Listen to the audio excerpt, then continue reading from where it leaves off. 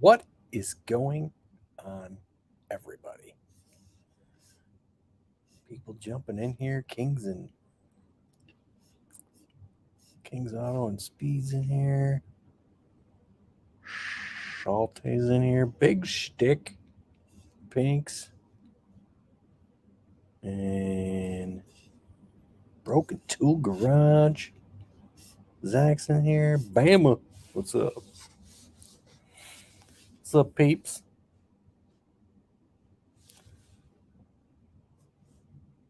Hope you like the title. Somebody said they felt abandoned from last week. And they need to grow up. So, if you're wondering what that means, well, I'm sure you all can kind of figure it out. But anyway, not just watching YouTube. That's what I was doing. I kind of got lost in what is it? No nonsense, know how I was watching here. I was like, oh shit, it's 8 o'clock. We all felt abandoned. I don't know about all, but I know of one. He's probably out getting food right now. So, oh. So, how's everybody doing? We got some Autorama coming up for all of those people over on the east side of the state. I think we got one person in here. Yeah, we got Kings Auto and Speed.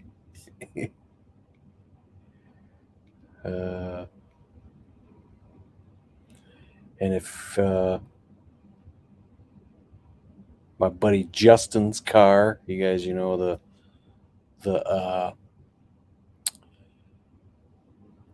lemon mist candy fox, he's in that show. I think Adam's in it, who is Tiote. He's in that show. That's a hot rod show. It's not really like a car show. The International Auto Show was a couple of weeks ago here. I went to that a couple times, man. I tell you what, some of the stuff there is cool, but for the most part, it's fucking boring. It was boring. I know first year I went it was cool, and second year I was like, eh. They did have a Super Snake there though. That was cool. And they have there's this place here is it Hickory Corners? Not Hickory Corners. I don't know, someplace. It's called the Gilmore Car Museum. I've never been there. They got a lot of old classic cars, but they bring all a bunch of their stuff up there to that show too. They brought a Tucker up there.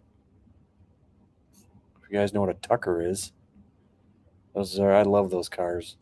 And yeah, that's about $4 million for that car. So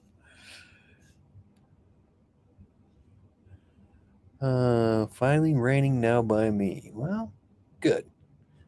You could have had our crusty snow we had here from last night. It was pretty crusty. Yeah, Fat Boy Fox, what's going on? Finally painted my valve cover for my 2-liter EcoBoost. Hell yeah. And 91 Mustang LX. Saying hi to peeps. And somebody's drinking coffee. What the hell we got going on here? Woodbridge, Virginia. There's the number. Y'all want it? I don't know who the fuck that is. I get these crazy numbers all the time. There you go. You want to call that number, harass somebody? There you go. Don't know who that fucking is. Let's see. What's up, Brian Allen?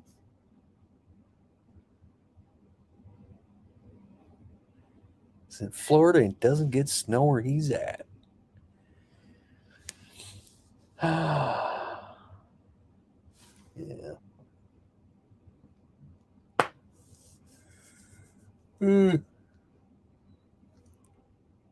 Selling you a car warranty. Probably. I wouldn't. I don't know. I get scammed likely.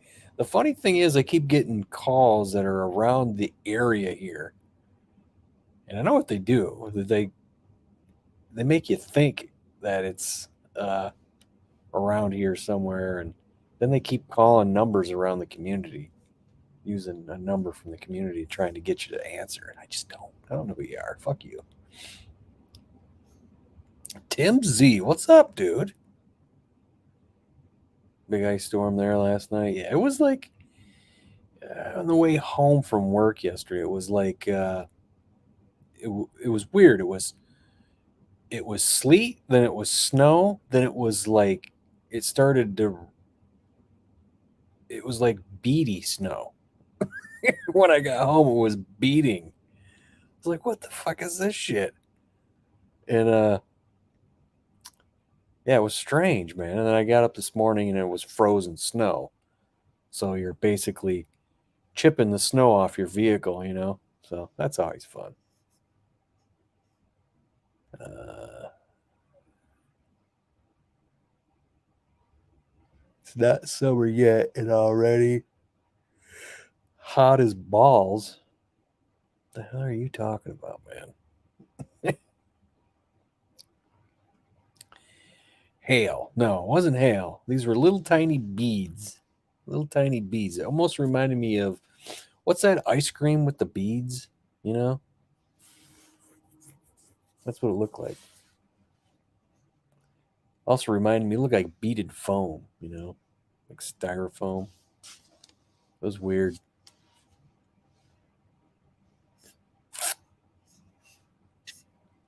Yeah, the dots. The dots, that's what they are.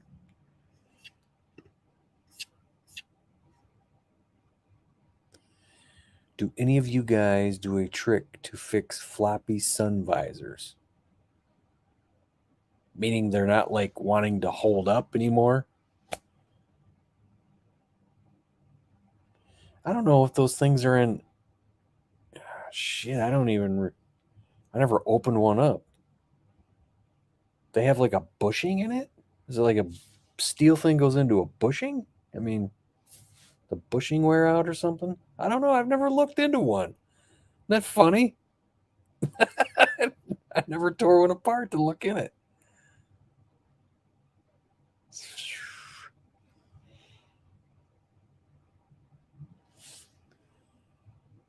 Duping dots. Yeah. And just a four bagger. What's happening? Dipping dots. Shit. You sure there's stuff. You're sure to stuff falling. You sure to stuff falling from sky wasn't from a balloon. Oh, the stuff. The stuff. Okay. That's what got me off. Nope, wasn't a balloon. Not everybody's balloon crazy. Of course, them balloons are freaky, man. That one they shot down was as long as 3 school buses and could carry a payload of 2 tons. So, a nice little EMP nuke or nuke. So, yeah. It's called a test, I'm pretty sure. It's been getting in the 90s every day. That's why it said, oh.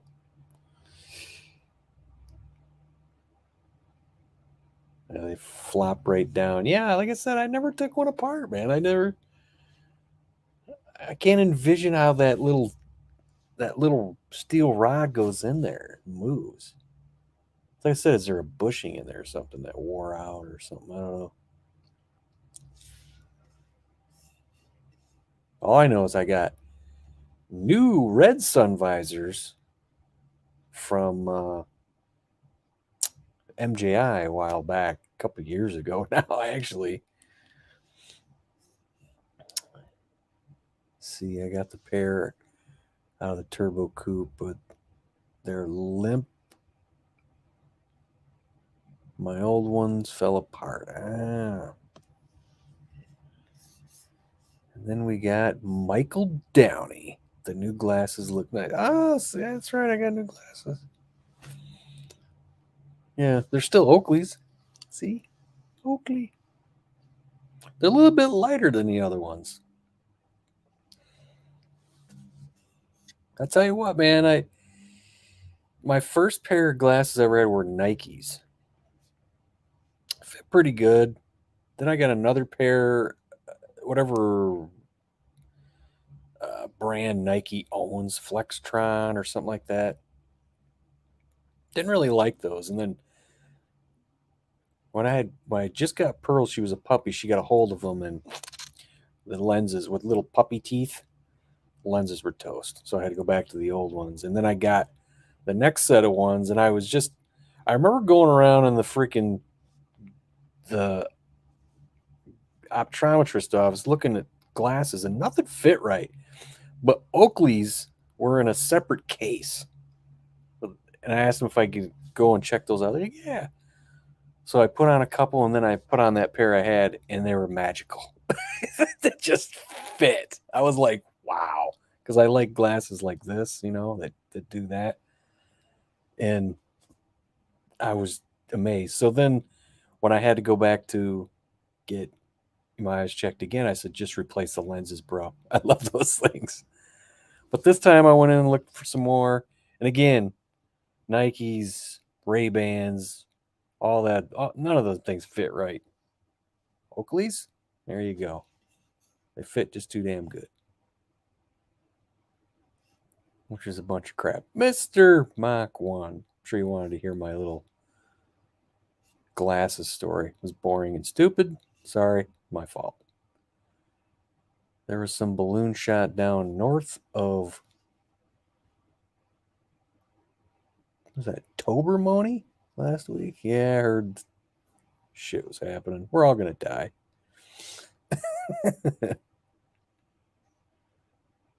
On carrying bottle caps.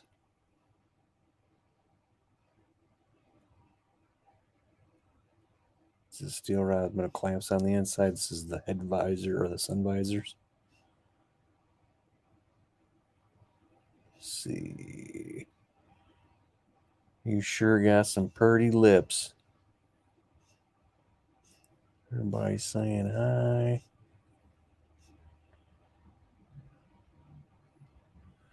New glasses are Oakleys that fit great. Hell yeah, dude. Matter of fact, when I like I said, tried more Nikes, Ray-Bans, some Columbias. None of them fit worth a shit, And I went back to the freaking Oakley case, man. Found these, found a couple of more. They all fit awesome. I don't know, maybe it's my head.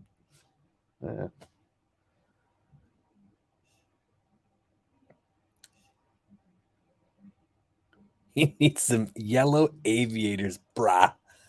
And be like Steven Seagal. Fat Steven Seagal. I say he's fat, but all I can tell you, I'm fat too.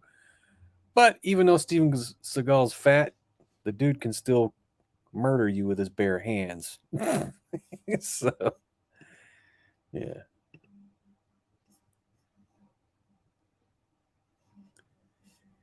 Cool glasses, Bunk. Yeah, man. I just couldn't find some Jeffrey Dahmer glasses. Oh.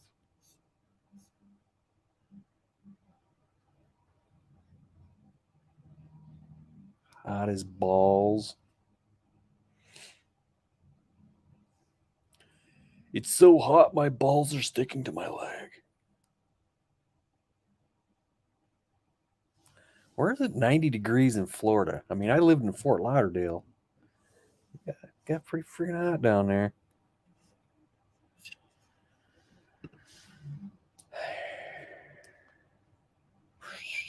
Wait, what's this?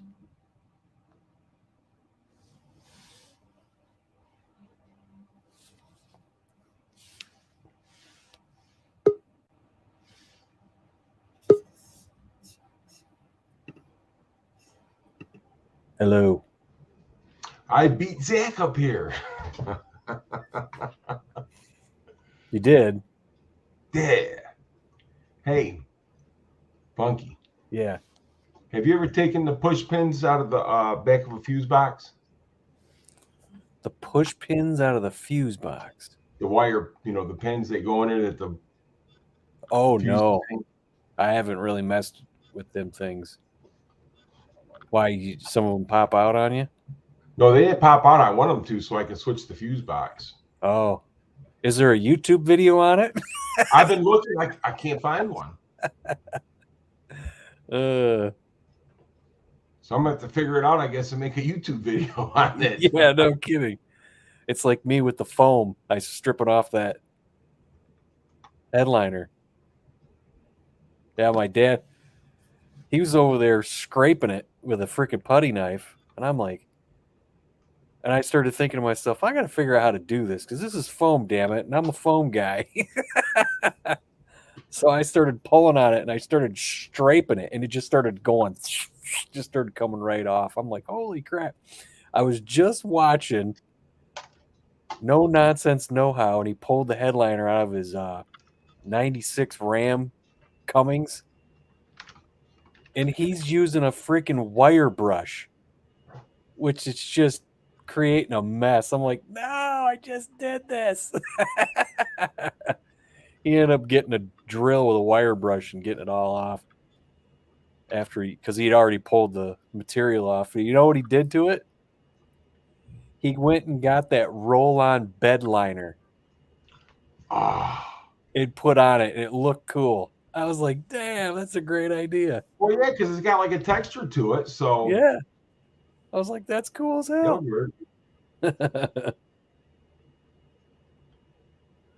I'm not doing that, though. Fourbanger says Harbor Freight, straight pick, grind it thinner, and a little flat. Yeah, I got the screwdrivers that I got in there. Well, I got one smaller than this, but I mean, it fits down in there, but I just can't find the clasp to pop it out. Yeah, and then how brittle is it? It's I don't want to tear it up. That's the thing. I just want to figure out how to get it out of there. So when I do find another fuse box, I can pop them, get them out, and pop them back in. Yeah, that's what I'm saying about my when I was pulling out the plugs, I had to replace a couple of pigtails. Right. And I decided the second time to go ahead and replace just to pop the wires out and replace just the clip, pull all the wires out. But when I was doing that, everything in that car is so damn brittle. I was just taking the pick inside the plug and just pulling the little tab. Right. And every single one of them were breaking. I was just barely pushing on them just to get the wire out of there, and they were just snapping. Right. Yeah, that's the thing with this. I mean, it's not real brittle or nothing like that, but if somebody's messed with us before and pulled the box down and just broke the tabs that hold it up in there. That's the reason why I want to change Blue Gauge and House. Yeah, House, man. How are you doing, man? He freaking broke his leg. Really? How did he break his leg? He said he slipped. And he said, I think he broke his tibia and the fibia. I think. Dude. Yeah. It's like, holy shit. I guess if you're going to fuck yourself up, you might as well go for it all. Man, I was just I was at the doctor's office today. I had to go to the heart doctor and for my yearly checkup. I'm supposed to go every 6 months, but I go once a year. And I was just watching and there was a brand new set of Ford heads, aluminum heads, $700. Never been used. No. Yeah. I should have just went and bought them. I don't know where it was on Marketplace. Huh.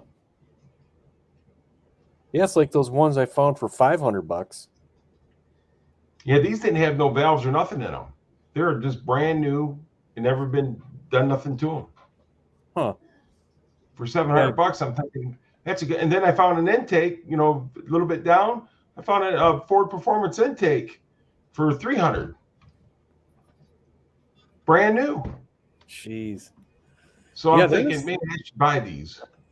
Yeah, there was a set of 205 heads, or no, I don't know. I have to look it up again. But there were some nice heads for $500. He had a turbo blow up on them, so had needed sent them off to get some work done to them. They'd be good heads. I don't know. I'm not gonna. Just a four banger says I was eyeing them $1 short and a day late. Yeah, that's usually how it goes. But yeah, I was saying to myself, man, I had to go to the Union Hall and go back to the plant today, so I didn't have a chance to get it. But I mean, I'm stupid not to get them because I got that Mexican 302 block. Yeah.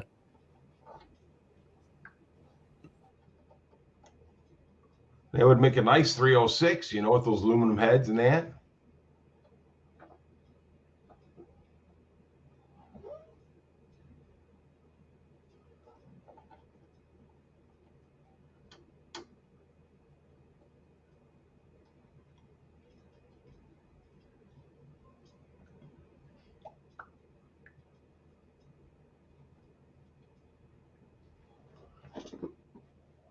Yeah, they're probably gone now. Anybody in their right mind would have bought those. What's going on, Barbecue Mike? What's up, dude? 91 Ranger, that would be nice, man. A 406, a 306 in that little black Ranger, that would work out pretty good. He's got a sweet set of slightly used E7 heads for $1. For $1.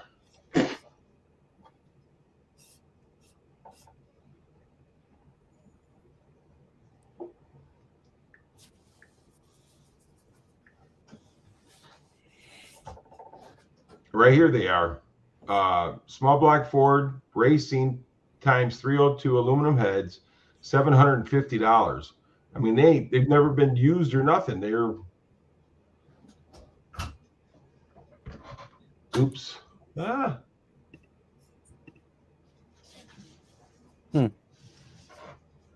mean, they're brand spanking new, no valves, no nothing in them. So I mean, $700. By the time you build them and everything, you probably have about 1,500 in them.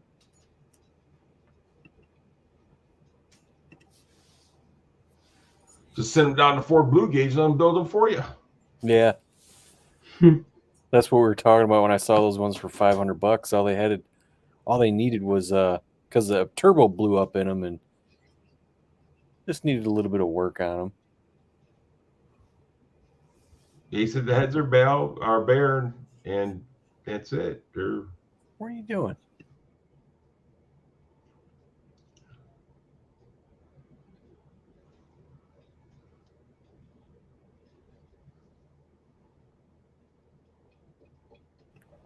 All right, got him out of here. All right. Yeah, the black ones.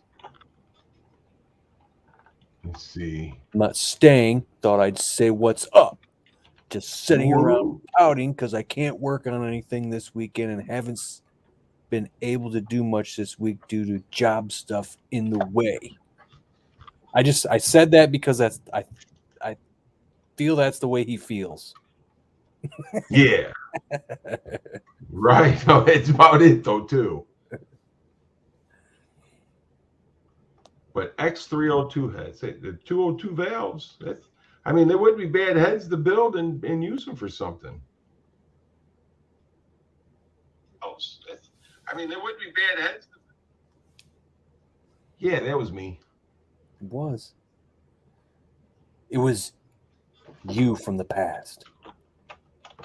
Yeah. Yeah, so, I mean, if he still got them in a week or so, and I might buy them. Yeah, where's those? I think I got them saved. Let's see.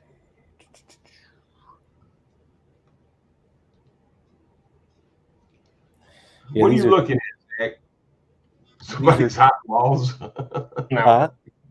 I'm looking at something. I'm going to film my one last port on my TV. Well, let me tell you something, Zach. Don't be listening to our bad language and stuff like that because you don't need to be picking that up.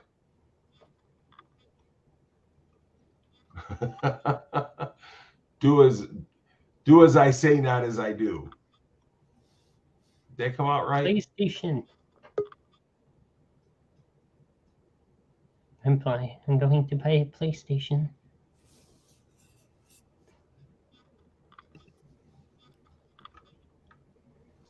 What's up, Bammer? What's up? Look at Bama he's learning all this cool stuff now. He's coming on more. Good to see you, buddy. Okay, here we Good go. to see you. I think the comma is about to have to get pushed aside and get to work on it again after I move. Am I representing that appropriately, Ford Blue Gaze? Yes, you are. Ah. I just sent you those heads. They're 225 cc's. $500. Like I said, they got to have work done to them because they got a little bit of damage from a turbo blowing up. Oh, that's not no problem, dude. They fix those things now. And Ford Blue Gaze said sounded about right.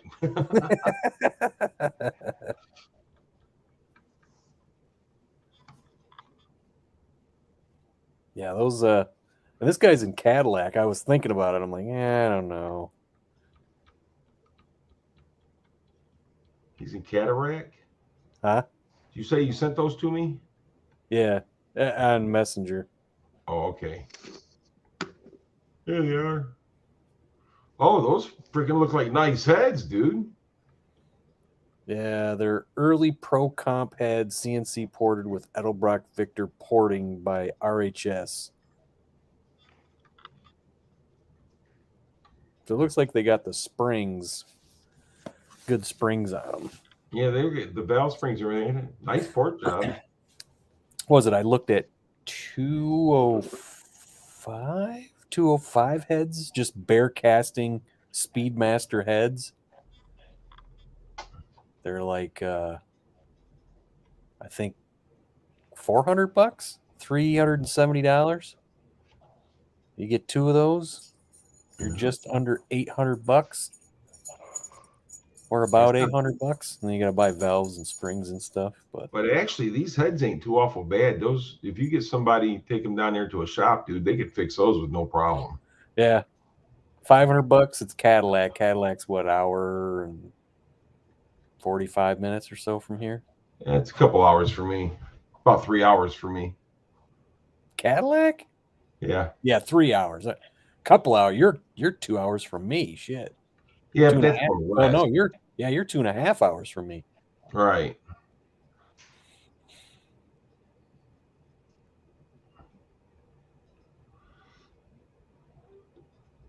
Yeah, I told you. Yeah. But it's like, do I want to? I got to pick my battles. you know. So it's like, do I want to spend the 500 on that, or do I save the 500 and take that 500 and put it in the rear end on Black Sunshine? Because I mean, if that drive shaft is the thing that's keeping it, or the thing that's making it shake, Right. cool.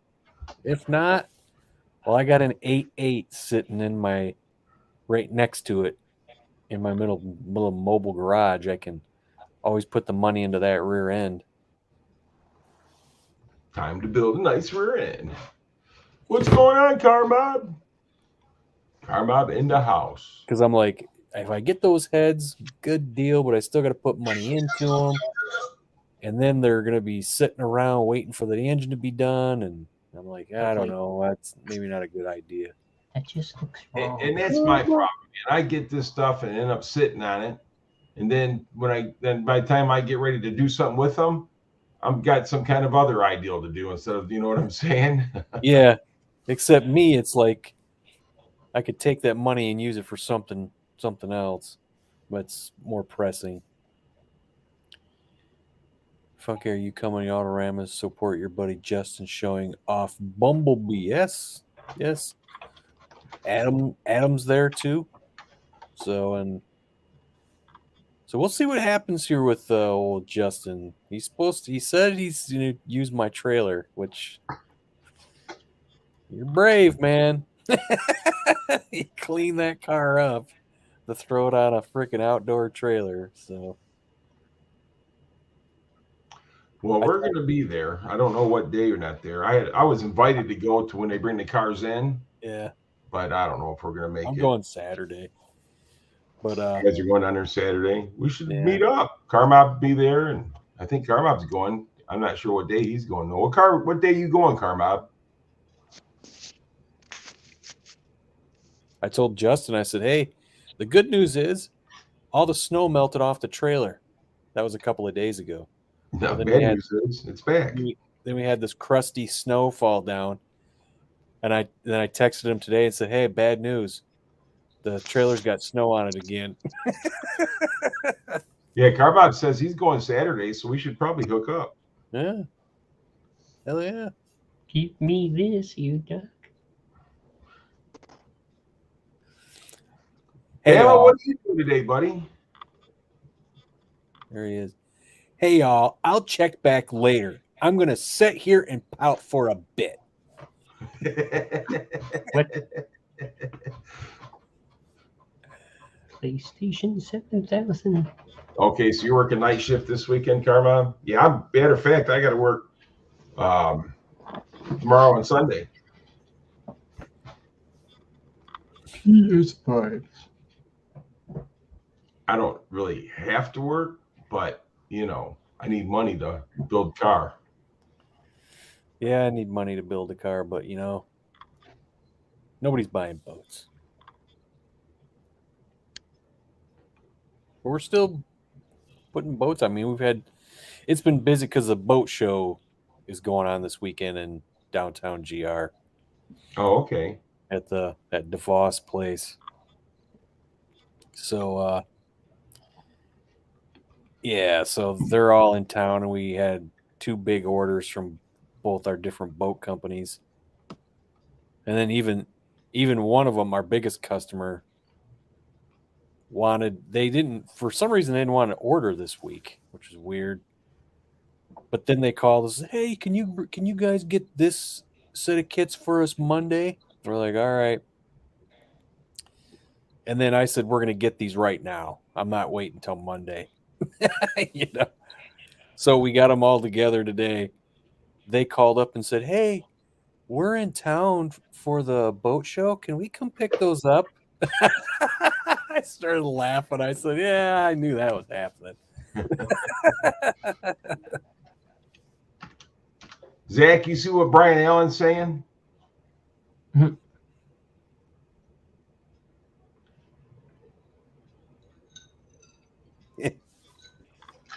Adults are in the room. Yeah. So I go to my heart doctor this morning, go in there, sit down. He's got a new little nurse, She comes in there, takes my blood pressure and everything, asks me, all these questions. Chest pains, are you dizzy? Are you passing out? If you walk up steps, do you get out of breath and blah, blah, blah. And I says, well, no, I haven't walked up some steps in quite a while, so I'm not real sure. And she goes, okay. So she writes everything. So then the doctor comes in, checks my blood pressure, listens to my lungs, listens to my heart, checks my legs, makes sure they're not swelling up, and all the good stuff. And he goes, when you're walking up steps, do you get out of breath? I says, well, to tell you the truth, Doc, I haven't walked up any steps in a long time, so I really can't tell you. But, when me and the wife are getting it on, I don't get out of breath at all. He just looked at me. He goes, only you. He shook his head and walked out the door. Well, that walking up steps and getting out of breath. How about if you say yes, maybe you're just out of shape. You know what I'm saying?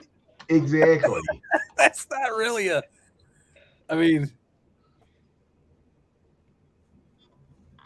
it's like when I walked up steps, do I get out of breath? Sure.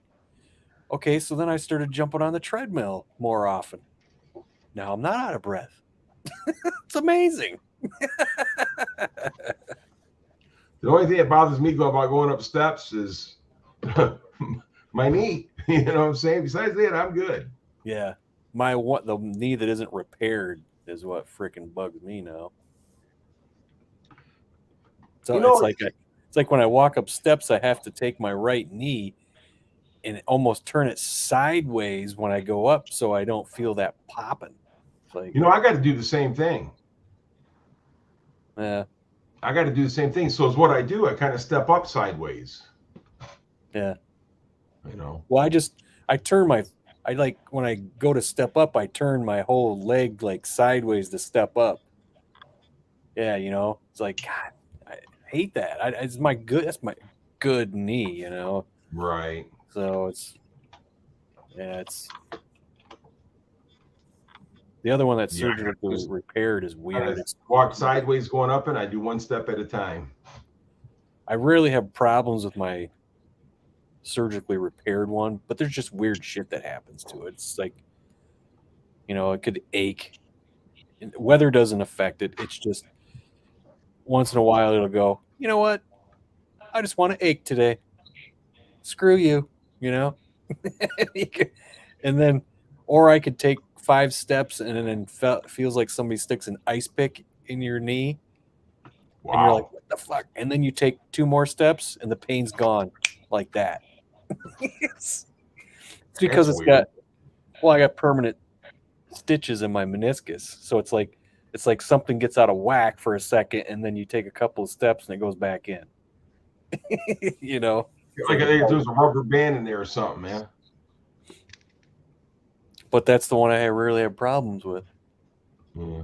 Look at your buddy TB's garage. Huh? TB's garage. Oh. Hey, Funky, those heads I bought off you, they're getting ready to go on the engine. Oh, okay. What's up, man? That's cool. Michael, you didn't have a knee replacement, did you, Funky? No, I had an ACL replacement. And my meniscus was tore up, so they sewed it up with permanent stitches all the way around. That's what I think is causing. As I said, I rarely have issues with it, but it's almost like the stitches or whatever. They just go like this for a second, and you're like, ah, and then boom, they go back in, and no problem. That's weird. Yeah, it's the oddest injury I've ever had in my life.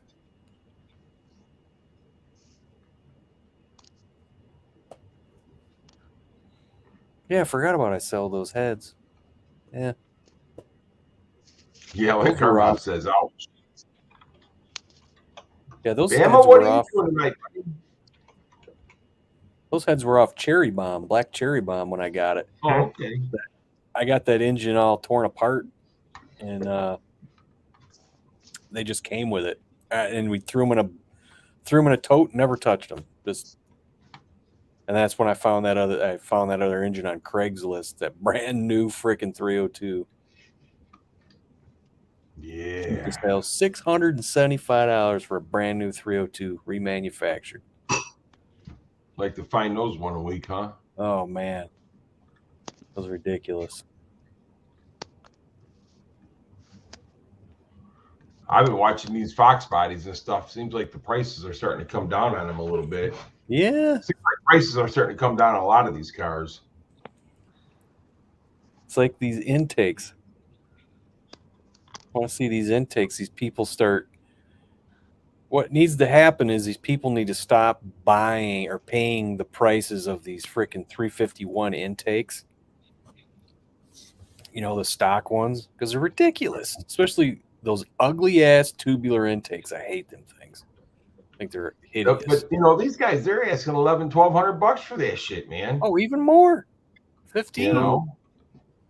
And it's stupid. It's just they're not worth it because there's no performance in it. When you can go out and buy a Holley Systemax or a Trick Flow for freaking $800-$900, and it's freaking better because they got shorter runners. He's got Broken Tooth says I got one of those EFI intakes. He's got all 351 intakes. Yeah. Yeah, I got to go I got to get a weird one. Still wonder why that guy had them absolutely covered in grease. Oh, kind of use. Yeah, I didn't. Like I said, man, we put those in a tote and never even messed with them. And when I pulled them out, I was like, why is there grease all over these? I don't know if they threw that on there just to keep them from like flash rusting or something. Maybe I don't know.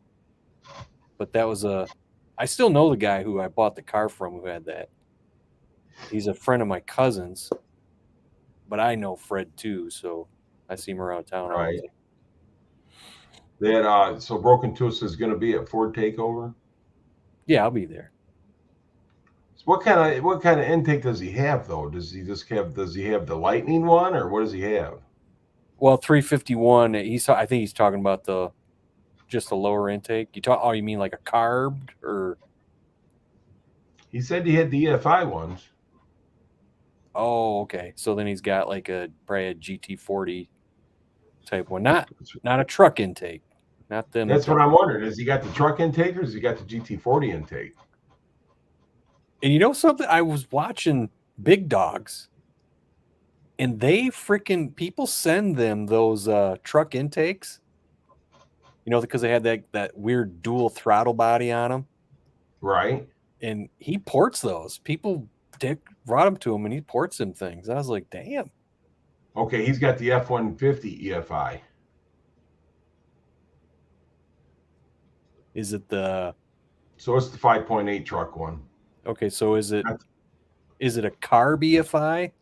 Carb type EFI?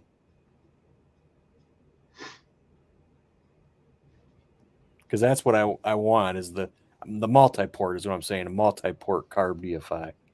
Right. Because that's what I'm looking for. It's a multi-port, he said. Is it? Oh, yeah. Hey, I may be interested in that. Is there a brand name, or is it like maybe a eBay special or something? Because does he got your number? Tell him to send you a picture of it. Yeah, on Messenger or something. Instagram or something. Yeah. Send him a picture of it on Instagram, Broken Tool.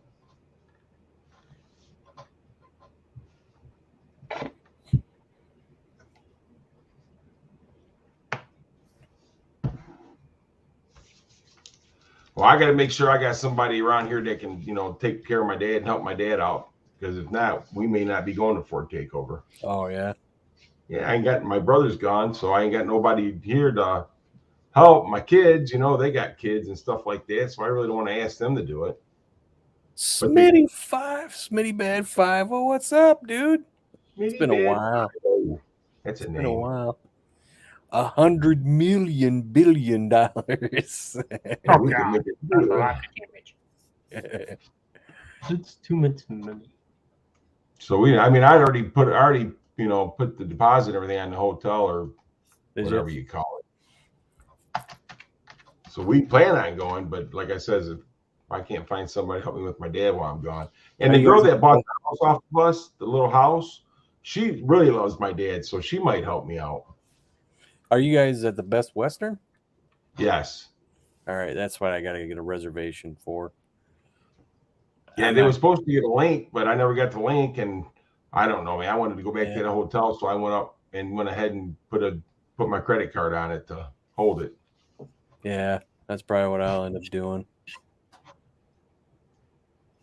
Yeah, I think doing Airbnb was nice, but a half an hour every time you leave there to get somewhere. And they were sitting weren't they on the property or something in your guest house watching you guys?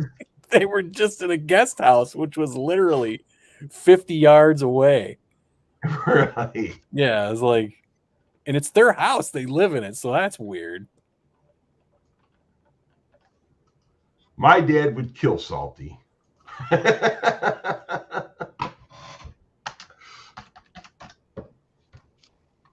I don't think my dad could travel down there like that. Yeah, it's like my dad. So you want to go to, my dad's got bladder issues. And he says, no, you won't go anywhere. And I'm like, dude, I don't care if I got to stop 10 times. I don't care. Let's just go. You can see some cool cars. No.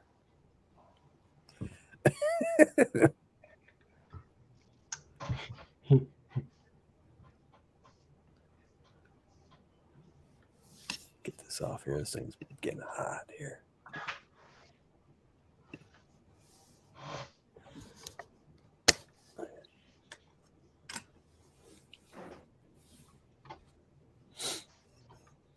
Felt like we were being watched. Yeah, no kidding. They left some good cookies though, didn't they, Mike? Those are really good cookies. Yeah, they were watching you. Either that or they might have had a crush on you, Mike. What's going on? What up, Howdy. Broken Tool Garage?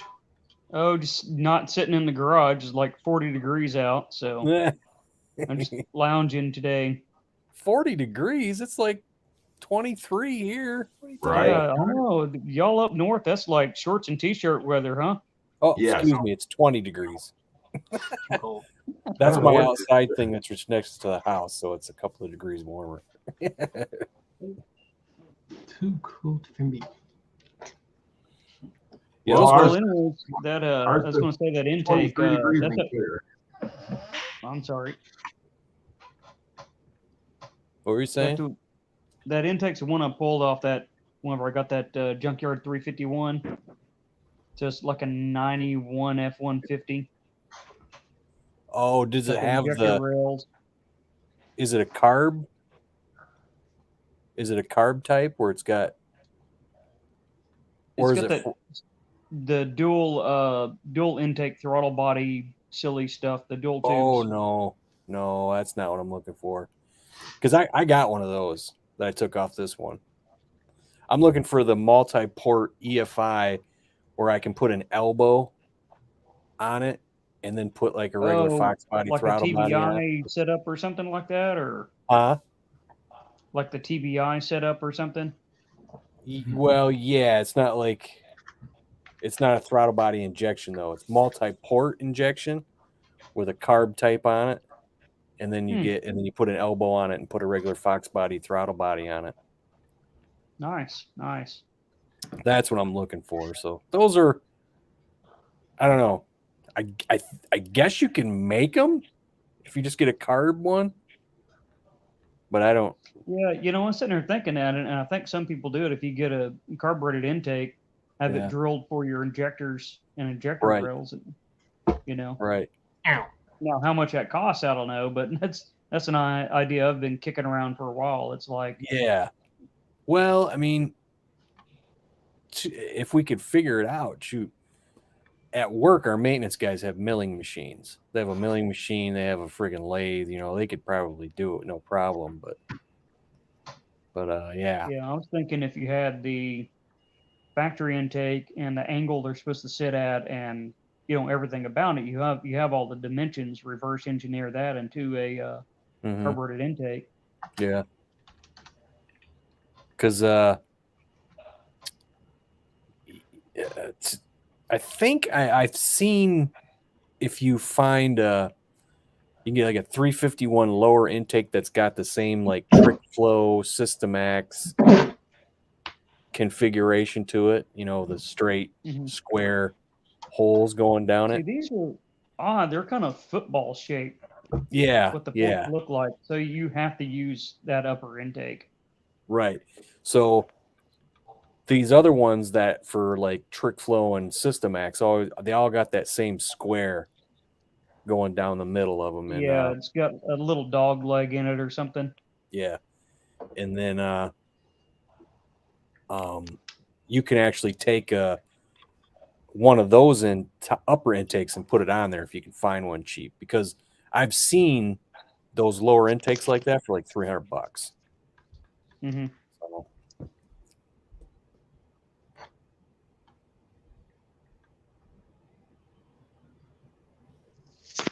oh shit! Hang on a second here. Didn't you send me a picture of that engine there, Broken Tool Garage? I swear you did. did. Yeah, I did. Well, I was sitting there thinking, Is it on I said Instagram? I had a video about that stuff, but it hasn't published yet. I got it loaded up. It's next week. Okay, hang on. Give me a few Like the minutes here, teardown and guys. I'll be everything, right. but, I'll be back in a few minutes. Okay. Okay. We'll take over. Okay. Sorry, I got to. I thought that you sent me a picture of that Yeah, I sent you a picture of that. on I Instagram, think it's the probably. one when we pull it out, and there's the hole in the oil pan, and I could look through it.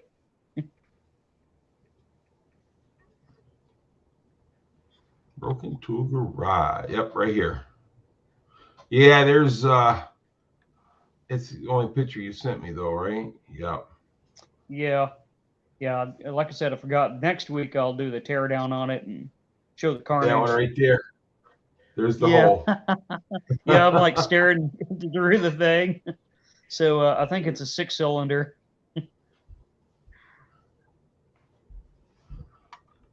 One second.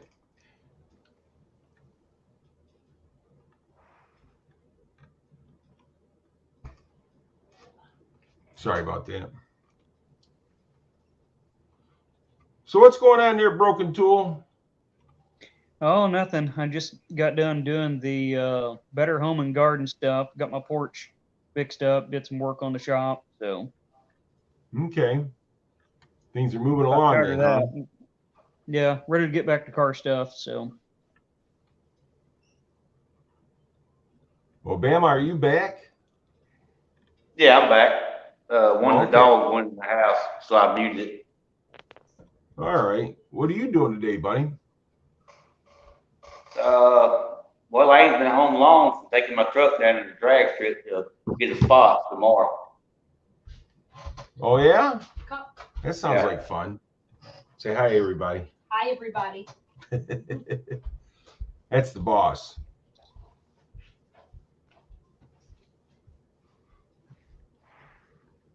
Just gonna go down there and watch them run the backside of the track. Karma, we are definitely ready for car stuff. Definitely ready for car stuff. I'm ready for some Telegraph shenanigans and some Blue Sky ice cream. I don't know what we got going on. It's starting to warm up enough to where I wouldn't be surprised if we start having some car shows next month. Well, good. You can be the first one to start making car show videos. We're going to put you to work. Yeah.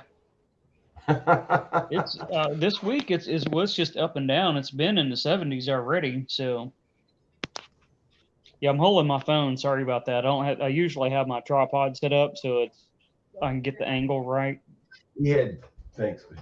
We had 59 degrees here one day, and that next day it was 30.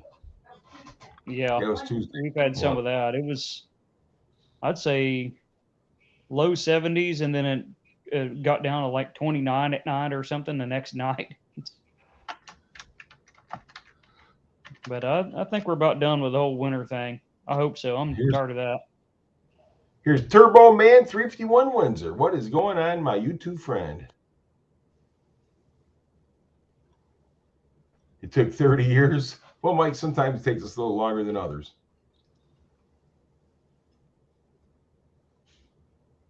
Yeah, we've been to the Dairy Brown barn for years. The junkyard, actually, Mike, is right around the corner from there.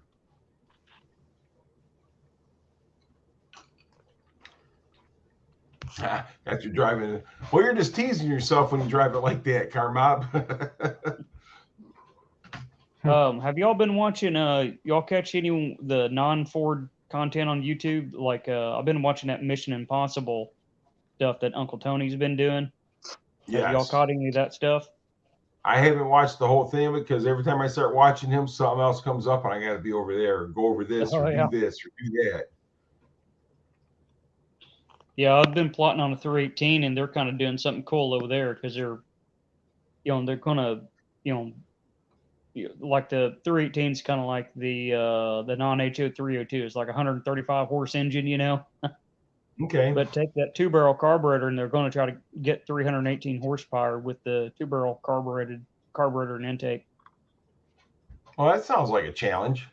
Yeah, that's why it's called Mission Impossible. So, but I've been watching Charles Silverdio, and he's done the work on the intake manifold, and he's got that thing Like I sent him, I had one of them old single planes. Sent that to him, and he's got that thing up to 200 CFM on the runners. Huh. Well, that's about like your big boy intake manifolds. A lot of those before they're ported. Right. I think they're what 225, 230, maybe 240, if you got a Victor or something like that. Okay. So it's this dinky little cast iron something I had in a junk pile intake manifold, Right. 2-barrel, not a 4-barrel, a 2-barrel. I know what you're saying. I heard you say 2-barrel to start with. So that's pretty But, cool. you So know, I think I'm going to play those around with guys- some stuff like that. They know what they're doing. It makes it easy for them. Mm-hmm. Welcome back, Funky. Yeah. I wonder why she was out there barking. I have no idea. She never does that. I think somebody startled her out in the backyard. We got houses around here that probably wouldn't appreciate your dog out there barking.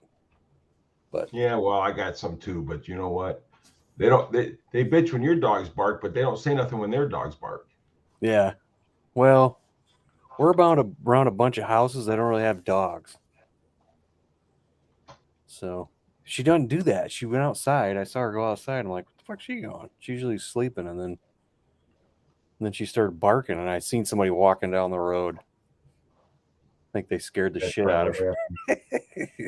But my Penny, my one female beagle, she'll stay at the back fence and she'll bark her head off. And then there's a dog a couple houses down off on Hannon Road there, and they try to outbark each other, I think. Yeah. Yeah, she's terrible with going up to other dogs. It's little dogs is not a big deal. Any dogs that are bigger than her, she freaking goes crazy. Really? Yes. It's like, Anyways, yeah, I mentioned that right there, what they're doing on the intake manifold, because I'm sitting there thinking, what could you do with your stockish EFI intakes? Apply some of those techniques that they're doing, right? what's up, MGI? Well, you say that, and I saw a video of a guy who took that truck 351 lower intake, took a piece of steel as a spacer, and he matched it up with a stock Mustang 302 intake.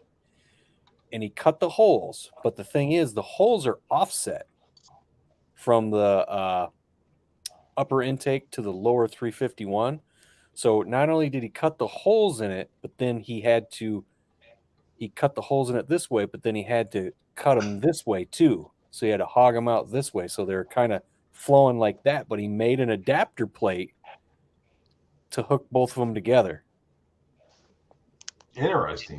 Yeah, and he goes, this isn't about performance for me, it's about function, because it was going in, I think God, what car was it? I want to say maybe it was a Thunderbird or a Falcon or something.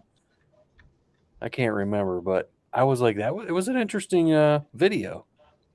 So while you were gone, Turbo Man Thrifty in Windsor popped up. Oh, what's up, 351? Yeah, Turbo I ain't seen him Man. in a while. And Brian All right, Allen, we're was gonna he on hop here? back when down you- in the chat. Okay. I just want to All right, it clear was up good seeing you, buddy. what that intake man. was. Okay. Okay.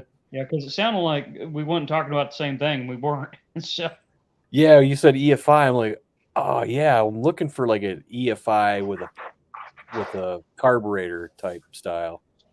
yeah, well, I mean, you could take some aluminum tubes or whatever and put down each one of those holes and bend it over and have a dual throttle body intake. Bend it over and put it in some of those holes. That didn't sound good. Yeah, no, I don't. The more I thought about throttle body intakes in a sniper, probably would be cool, but technically you're supposed to get their dual sync with one of those to make it work right. I mean, you can make it work right with a distributor, but it can get screwed up with the TFI. So Terminator X is just easier, you know, and I Yeah. won't have to spend as much money. You know what I mean? That's why I'm gonna go with that. Well, the problem with your TBI is it just literally just kind of squirts, like drains the gas right down into the intake, and hopefully somewhere along the lines it actually mixes. It doesn't have a spray pattern like your multi-port Yeah. injection, right? Those snipers are crazy when you see it's like a 4-barrel carb, but then when you see the jet spray, I don't know how many jets are in each one of those barrels. You know what I mean? It shoots out like a cone Yeah, of spray. because it's atomizing it. You know, Yeah. Yeah. so it's like Well, hopefully those you are cool. atomize. And then when you That's see 'em one of work, the it's big. like, wow. That's the big downfall to the TBI stuff. It just wouldn't atomize. It just would Yeah, like water hose it down there. No, it just shoots a straight line of fuel. but if you get it, you know, tuned in and everything, it is way more reliable, especially on startup, than a carburetor. You know what I mean? So, but all that time I had Cherry Bomb, I never had an issue. And that was a rebuilt Yeah. Edelbrock carb. I mean, that thing ran great. You know, as soon as we got it, you know, the idle set on it, you know, and I had to get used to it being a freaking carburetor, and you just don't get in and turn the key. You got to pump the gas, you know. That Yeah, car you gotta wanted hit it. the gas to set the choke, and then Yeah. after that, you got electric choke. That's it. I had an electric choke on it, but I don't think I hooked it up because I couldn't find an ignition wire I could get to, and I never got around to hooking it up. But all I ever did was when I got in it, I pumped it a few times, and then it started right up every single time. No choke or anything, just started right up. Yeah, actually, a lot of times I don't run a choke. Just give it one more extra pump of gas and start up, let it get warm. All right, well, I'm going to hop back down in the chat. All right, man. All right, brother. Good seeing you. Yep. See you later. Yeah, my 070 Mach 1, dude. I got that Holly 750 on there. I just hit the gas twice, and that thing will fire up every time. Yeah. That's what was crazy about it, because I had gotten a Holly carb and an Edelbrock, so I took them both to this place because I don't know how to rebuild them things.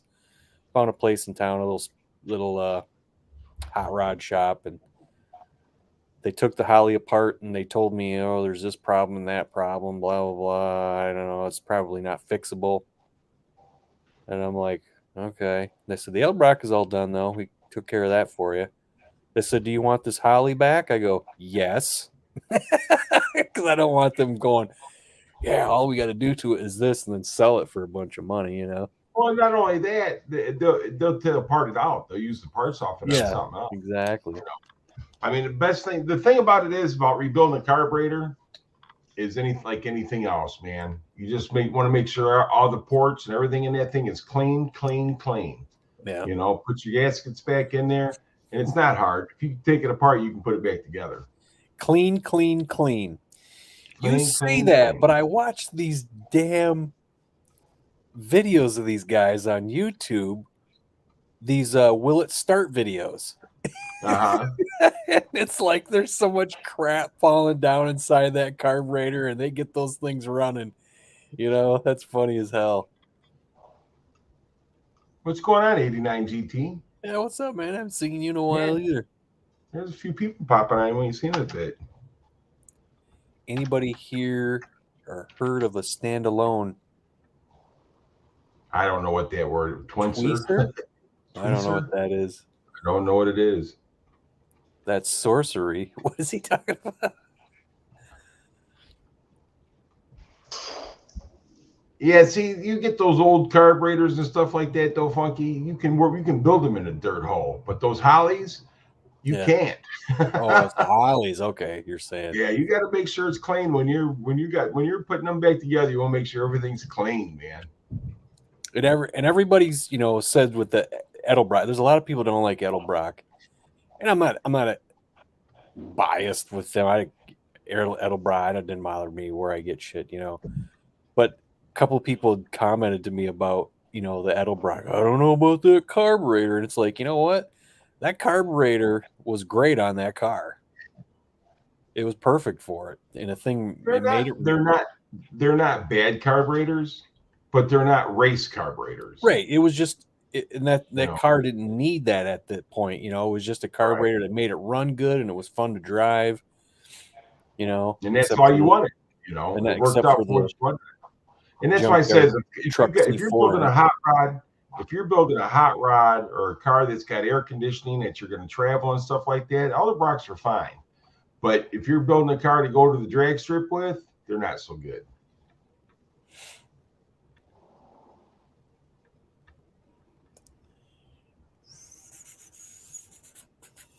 Yeah, because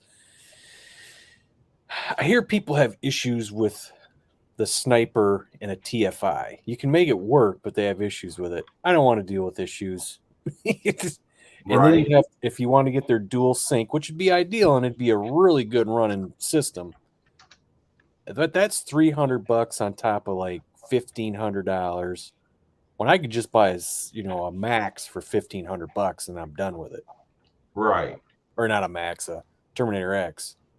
It's spelled Twincer, but the pronouncing is Tweaker. I still ain't never heard of it. Standalone tweaker. You're talking about like a drug addict? What? I don't know what that is. Oh, okay. Oh, with binary editor. Okay, he's talking about, what is a tweaker? It looks like it's some kind of a module. Is it a chip? That's what it looks like.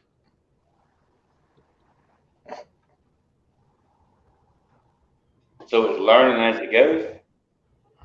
I don't know. Like you, no idea. I mean, is that just the name of the chip that goes into the thing? Is what I'm asking. That's what it looks like. It's a Ford EEC user programmable module.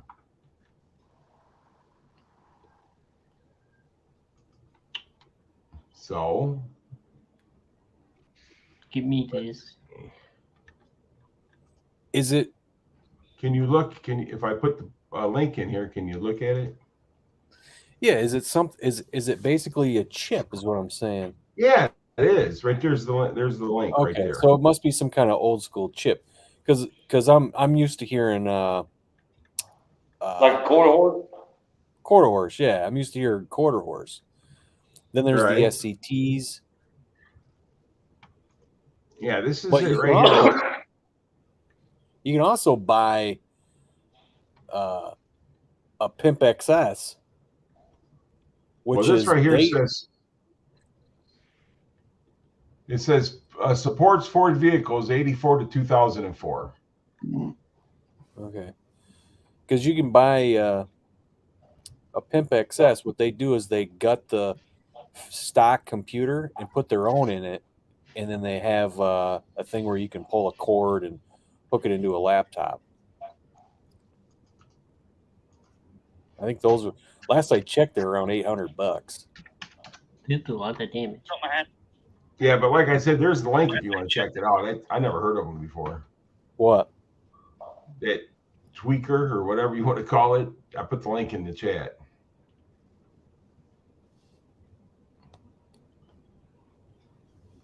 Slower traffic, keep right. Mm-hmm. Mm-hmm.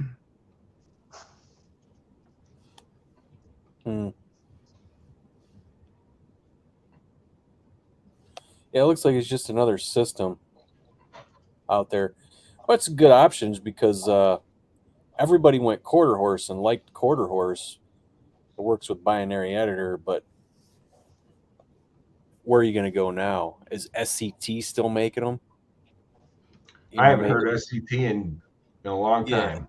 Yeah, so you have Pimp XS, but that's a totally different. It's not a stock computer. It's the housing, and they just put all their own shit in it.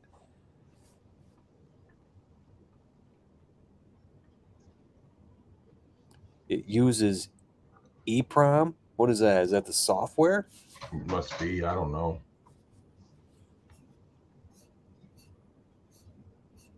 He says it's $500.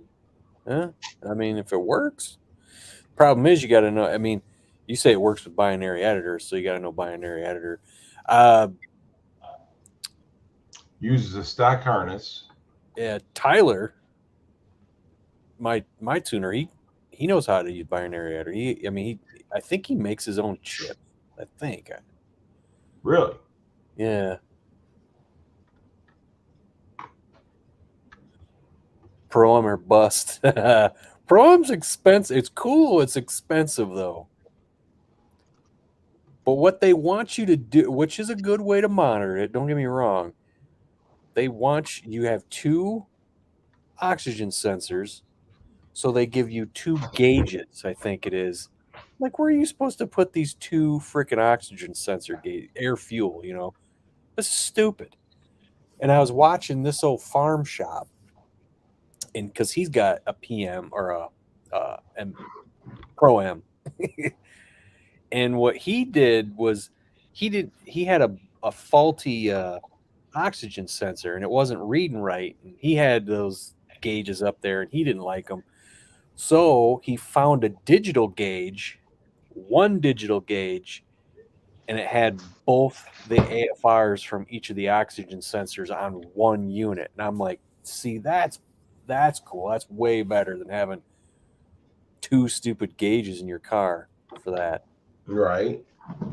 But Pro-Am's expensive, man, and there's options there too, because when you go on I went on their website and looked at it a while back.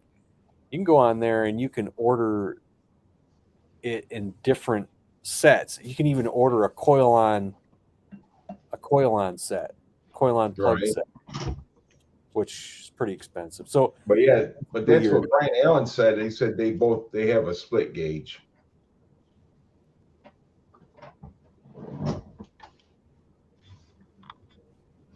yeah, split. Yeah, I didn't think about that when he first put it on there. I just thought that was dumb that they had those 2 gauges. I'm like, that's stupid.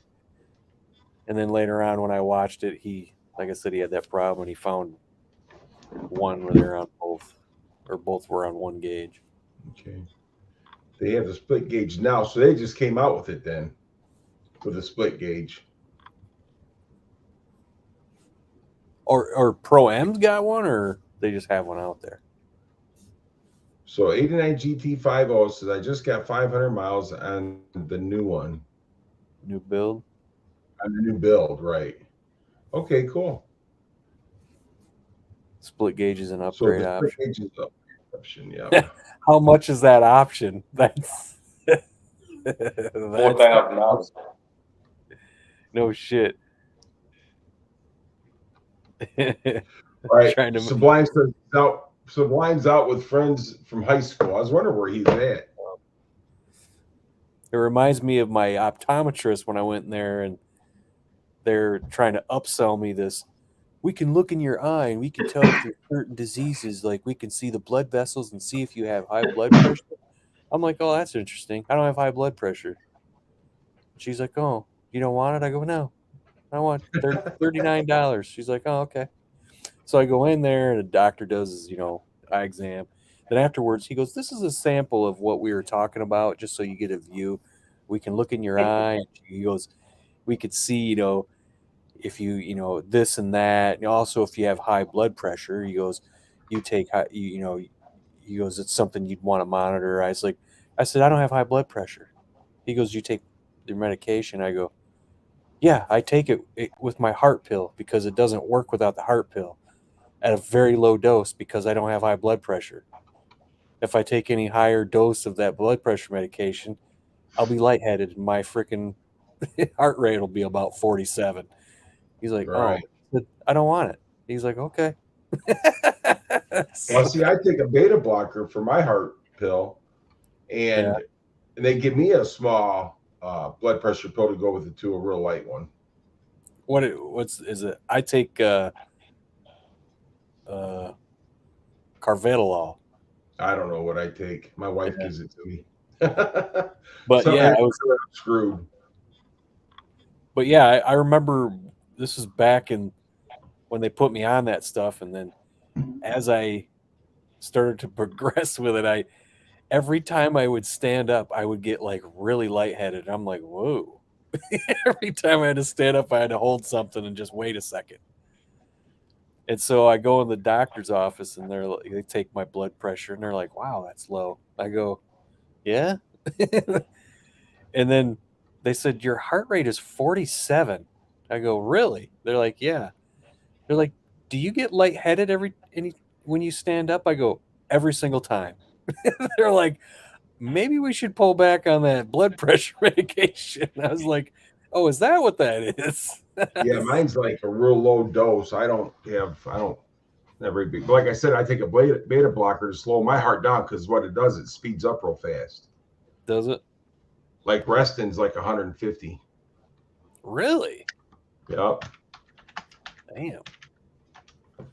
Here we got another one. I don't even get that on a treadmill. I get up. I'm telling you, I get 150 beats per minute resting if I don't take my medication. Wow. Yeah. Like now, sitting here right now, it's probably right around about 70. Yeah, I get on the treadmill and I'll get up to 135. But I'm walking really fast. Well, that's what's funny though. I can get up to 175 now, and when I'm on my medication, and as soon as I stop, it'll go right back down. Yeah. Tim Mopar at 67. We ain't seen him in a long time. Well, my zapper goes off at 200 beats per minute. When I first got sick back in 2003, I walked in a hospital. My heartbeat was at 256 per minute. Jeez. And they put that thing on my finger, and it set all the alarms off, man.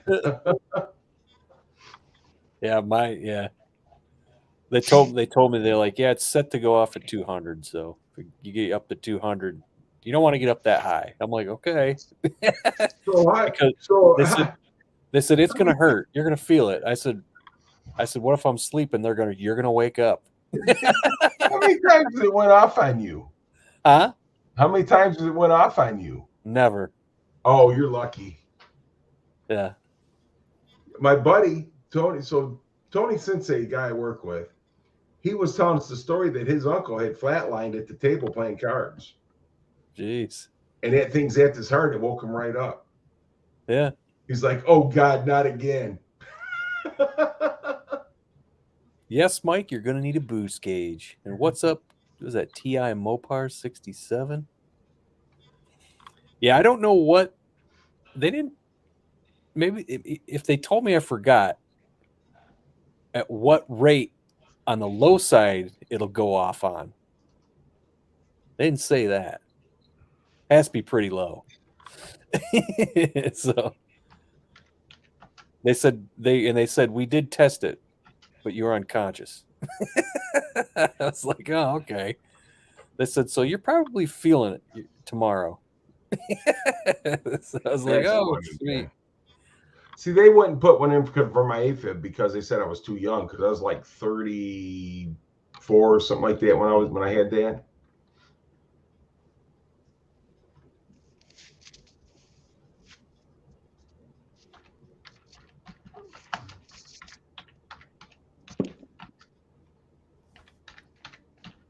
Bama, you talk way too much. Yeah, he does.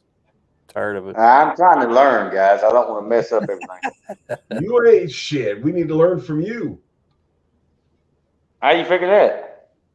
Because you got the cool cars. Yeah, he's got the bullet wheels on the coupe there, man. Right. He's got the cool truck. Shoot, man, you're in. Yeah, boy. Yeah. Holy shit. Wow, dude. This guy's just in an old Ford truck doing a burnout, kind of like, and as he's moving, the tire shreds, pops the truck up in the air, and just basically takes out the back part of the bed. Really? Yeah. What is this? I think I've seen this guy before. Mort's What is that? What the fuck kind of word? Mortzik repair? Well, Tim Moore or Two More or Tim Moore, however you say it, I can't spell. It's I Mortzik. never said Mortzik. I could spell.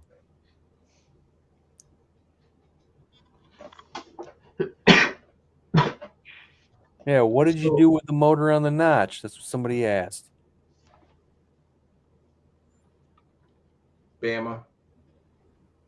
I'm sorry. Go ahead. Somebody asked Brian asked what you did to the engine.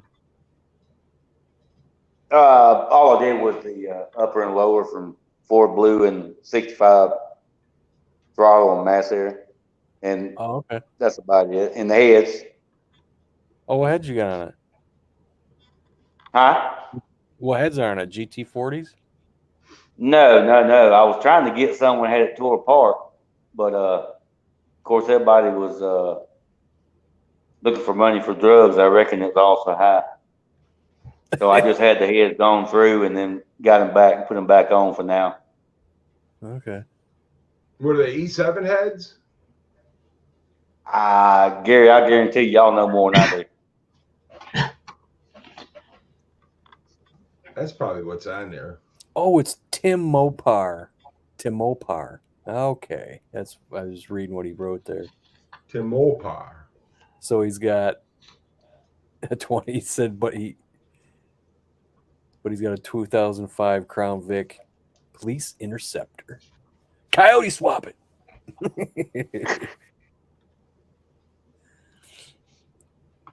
Yeah, it's been running great since I've done that since May, and now all of a sudden I got idle issues. I don't know what's going on.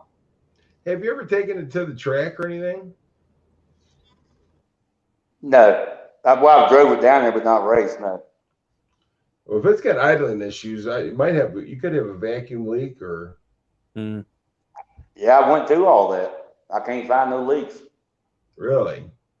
Yeah, it's almost like you know how you do an auto reset and you drain the ECU and you do all the resets and all, and you let it idle and cut it off, and it's relearning on the ECU.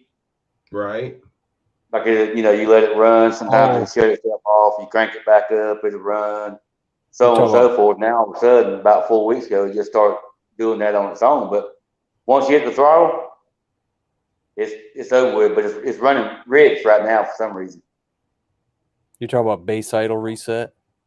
Mm-hmm. Yeah. Bertle's got a couple good videos on that. Oh yeah, I know. He's done told me.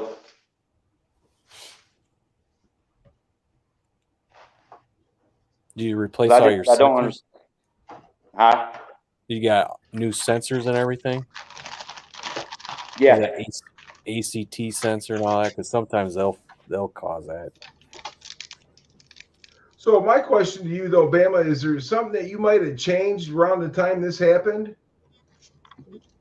No, I put that intake and all on the heads and all when I got it from Ford Blue. And when I fired it up, it run just as good as it did before I did the changes. And then all of a sudden, like I said, about 4 weeks ago, I cranked it up because it set 3 or 4 days. I don't drive except maybe on the weekends. And that's when it started.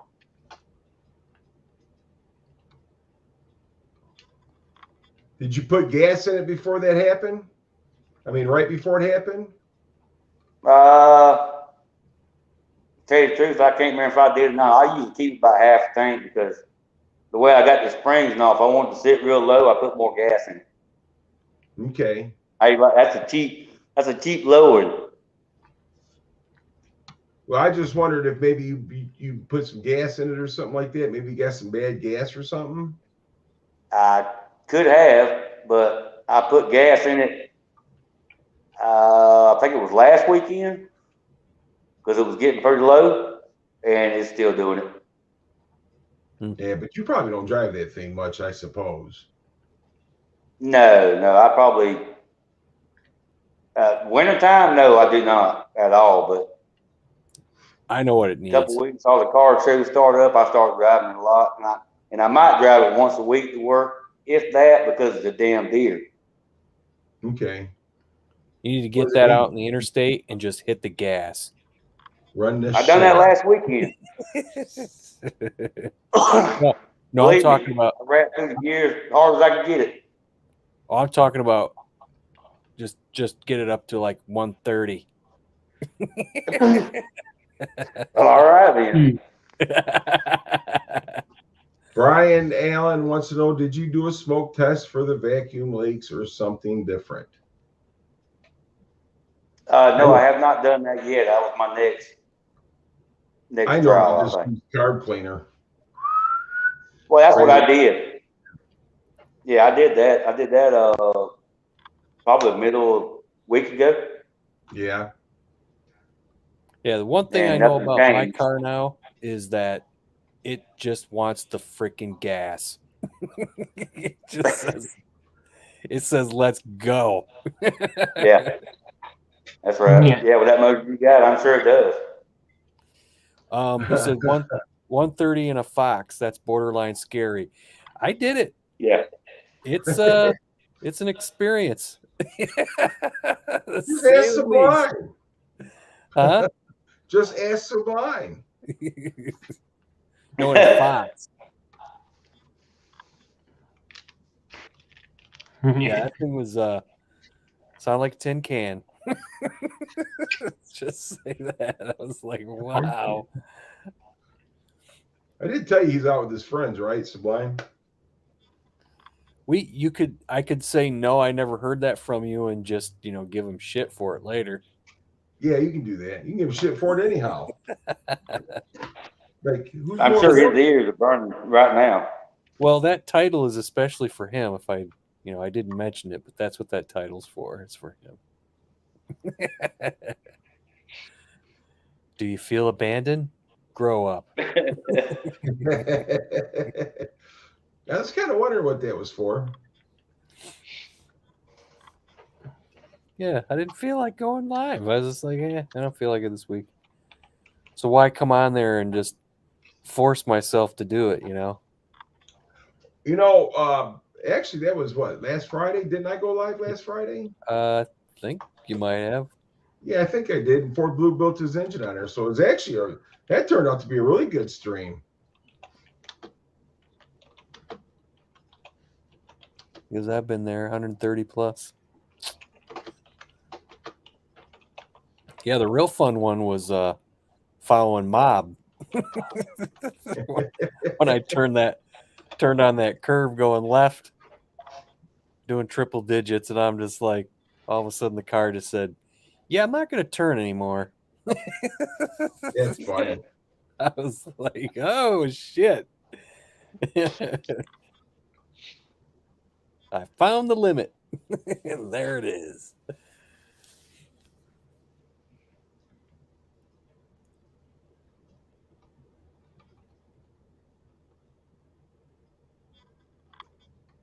So what was the limit? 110? Huh? What was the limit? 110? Going around that particular left curve. So Yeah, but I'm talking about the speed. Huh? What was the speed though? Yeah, it was about 110, 115, somewhere in there. But it was the left turn I was in.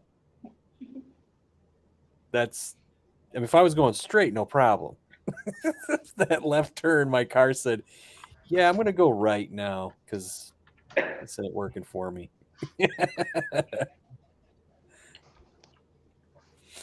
Yeah, even ask Charlie. He was behind me because he told me, he goes, dude, I said, when I went through that left turn, man, holy shit, the car didn't want to turn no more. He goes, yeah, I was behind you. I was going, what the fuck is he doing?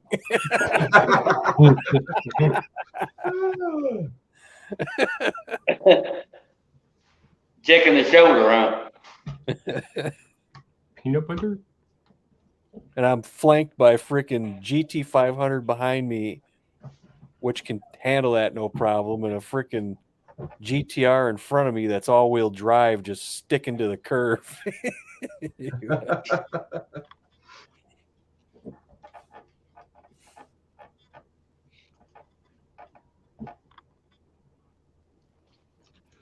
Good times, good times. I'd like, you know, it would have been fun to see, because I wish my strut tower brace was in there, because I think it would have took it a little bit better. But I would have loved to have seen a string that was nice and tight from tower to tower, and you turn in the corners to see how much it bows. You know, How loose it got. You didn't have. Did you have your strut towers in there at the time? no, I didn't have my brace in there. It's not I in can there. tell the difference with mine when I take mine out. Yeah, it's weird. It's one of those things you don't notice right away, but then you take a corner and you're like, oh yeah. Yeah. But yeah, I took it out because I got that 80 millimeter throttle body, and which is a 4-inch goddamn hose coming off. That's no room for it. Like, I got to figure out how to get that back on there. 91LX says at least your hatch didn't pop open. Yeah, no shit. What brand is your strut tower for? Steeda. Okay. He likes Steeda.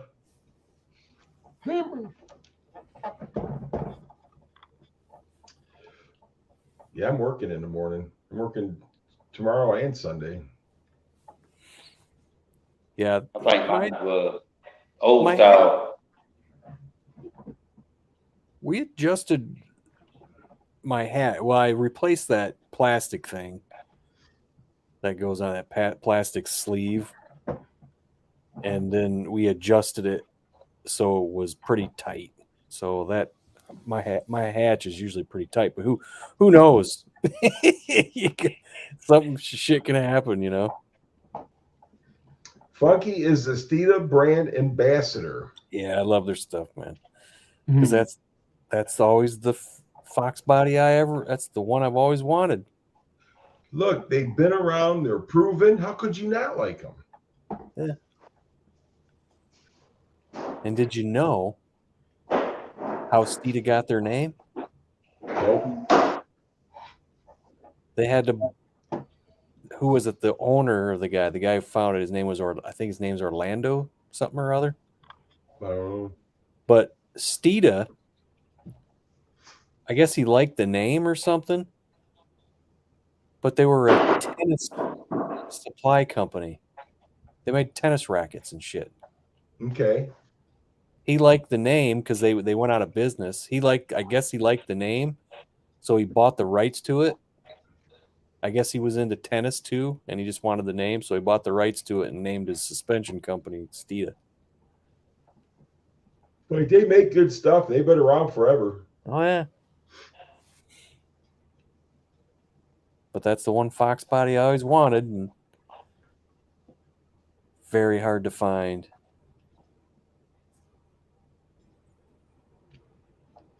Good stuff, man. Good stuff.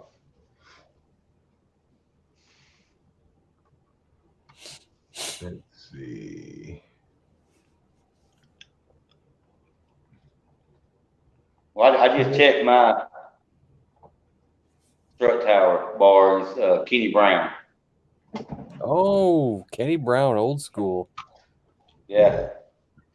They made those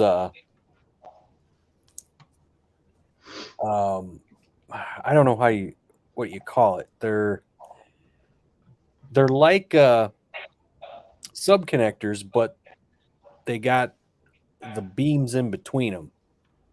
Okay. You know what I mean? Yeah. Yeah, Brutal just put it on his car. One of his cars. Did he really? Kenny Brown? Yeah. Oh. I don't know if it's Kenny Brown now, but it does have the cross. Is Kenny Brown still around? I don't know. That's what I'm saying. I seen. I'm not sure. Who did I see? Because they were back in the 80s. They were really popular. Oh, that fixed body Mustangs guy.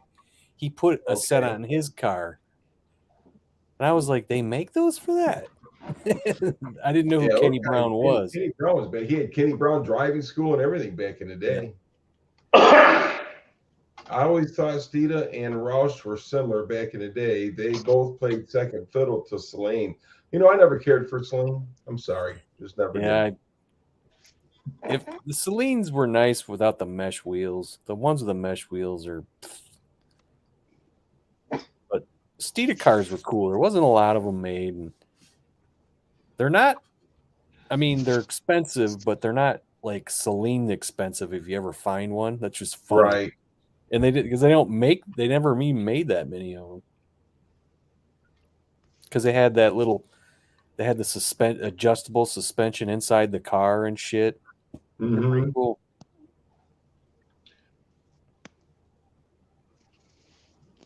I think Neo Mustang said he had that suspension. He found it Right. somewhere. He gets a lot of cool stuff.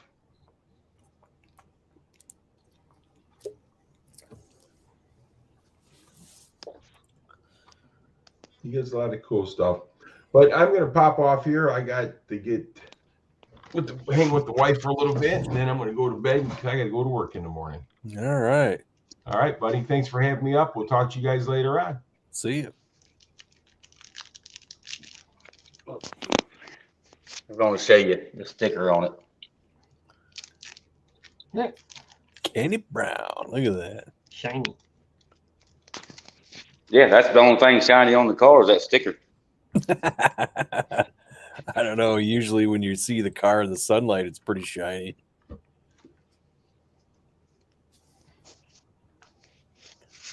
It's like when people look at Ginger and they're like, man, that car look, because I mean, let's be honest, the car looks freaking great with those big tires in the back and the small ones in the front. Or not small, I mean offset, we should say. But get close to it, man, and it's like, yeah, okay, I see what's going on here. So, and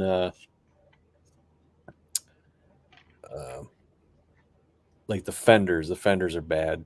So when I go see Ford Blue Gauge, and you get a couple fenders, hopefully he's got a couple of fenders, because yeah, those,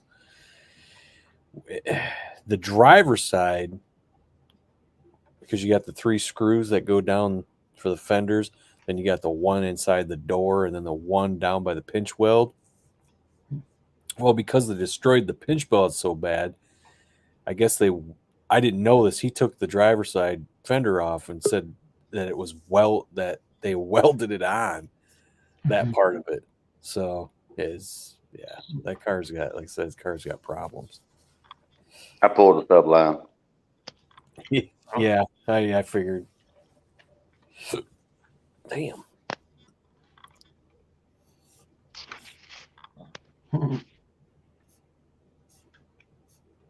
But yeah, I gotta buy. I don't know. I might pop into Joann Fabrics tomorrow. I got foam. For the thing, and then I gotta do this thing with the headliner. Yeah, I saw that video. That's pretty good. Yeah, I got something crazy coming. You gonna put a female pirate on the headliner? No. People are gonna see this and go, "What is this? What is he doing?" That's okay. That's cool. And then people are gonna go, "What the fuck is he doing?" Are they gonna fake 10 millimeter? Huh? Are they gonna fake 10 millimeter? Oh no, they're just gonna be like. All I can tell you is I don't think anybody's done this to a Fox body. I could be wrong, but we'll find out.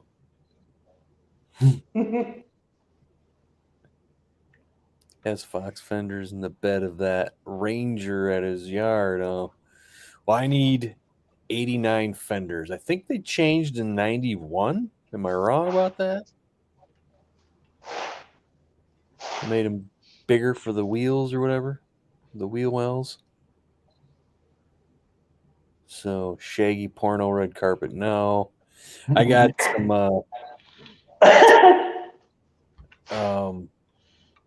Curse you, Wi-Fi. Why? I already got the carpeting. It's just the regular. It's not LMR carpeting. It's from that company that makes them. They make them for all kinds of vehicles. Just LMR sells it. That's where I got it. Porno red carpeting. NPR? Huh? NPR? MVR? NPR. Isn't it like CNC Customs or something like that? Oh, Isn't yeah, this- yeah. And then but well, it was funny. I started thinking about it a little bit because we do have an upholstery shop in our facility, and they got tons of a bunch of material on this cart that's like remnants that they're pretty much gonna just toss. And I seen some reds that would work perfect for it, and I was just looking at the material, but it was vinyl. It wasn't cloth, and I was like, I'm like, I don't know, vinyl. I said it's easy to clean. Yeah. And I'm like, but I don't know. I'm like, has anybody ever put vinyl on a Fox headliner? Then I said, but then I'd have to bend that freaking. I'd have to staple it to the other side because it's vinyl. I don't think I could get it to. I said, I don't want to deal with it. So, Have you ever watched Craig 909? Craig 909? No, I don't think so. Yeah, well, he believe it or not, he's got a 68 F100 in a Fox body. And he made his own headliner for the 68 F100. You have to check that out. He made it out of everybody gave him hell because it's an American flag, but he didn't make it out of the American flag, and they don't understand. They gave him hell. But man, that looks good. I forgot the process he used, but I'm thinking about doing that with mine. I mean, it looks good. I mean, it really looks real good. Well, I was saying about No Nonsense Know-How, and he was, I don't know if you were in here when I was telling him about his Cummins, his 96 Ram. Yeah. Did you hear me what I said about that? No, I did not. Oh, he pulled his headliner out of that because the material was just sagging. So he just started ripping it all out. And there's foam on it, obviously. So he pulls it all out of there. And I said, well, I know how to get that off there. And he starts freaking wire brushing it. And I said, oh, no, that's not how you do that. That's not how you do that. I just went through this. And then he just said, screw it, and went and got a drill and started to wire brush it that way. Got it cleaned off. And then all he did was take some roll-on bed liner. Oh, yeah. It painted the freaking board. And it looked great. I was like, what the hell? That's cool, man. So who was that? I have to watch that. No Nonsense Know-How. It's his new video he just put out today. Yeah, that guy's good, man. I like his channel. He's what else did you he's got this God, what do they call those? The ugly 70s Gran Torino. That was red with the white vinyl top. Yeah. Remember those ones? Oh yeah. He's got he found one of those. It was in mint condition as a Southwest car. He got that in the of course he was getting water in the roof. I'm like, yeah, because you got a freaking vinyl top. I hate vinyl tops. They're all they are is freaking moisture captures. And so they ripped it off. He took it to a body shop. And the guy goes, well, we can fix the holes in this. It's not a big deal. And then they ended up taking and filling in where some of the dips were after you pull the vinyl off.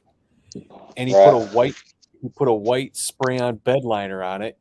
And you can't even tell the difference if you look from a distance, but it looks cool with a bed liner on it. Right. I was like, that's awesome. And then he had a guy at a detail shop bring back the paint on it because it was a little faded. And that car looks great. It's in fabulous shape for what it is, an ugly ass Gran Torino. Well, that Craig 909, he's out in California. I like him because I think he's only like 22 or something like that. He's in college. And he's been doing it since his YouTube channel since I think he was 16 or 17. Oh, okay. But he is. I like him because all the guys around him, they're all in the older cars like we are. Yeah. And you don't see that much. Not anymore. And I mean, his 6J, he lowered it himself. He's put motors in it. He's got two Galaxy 500s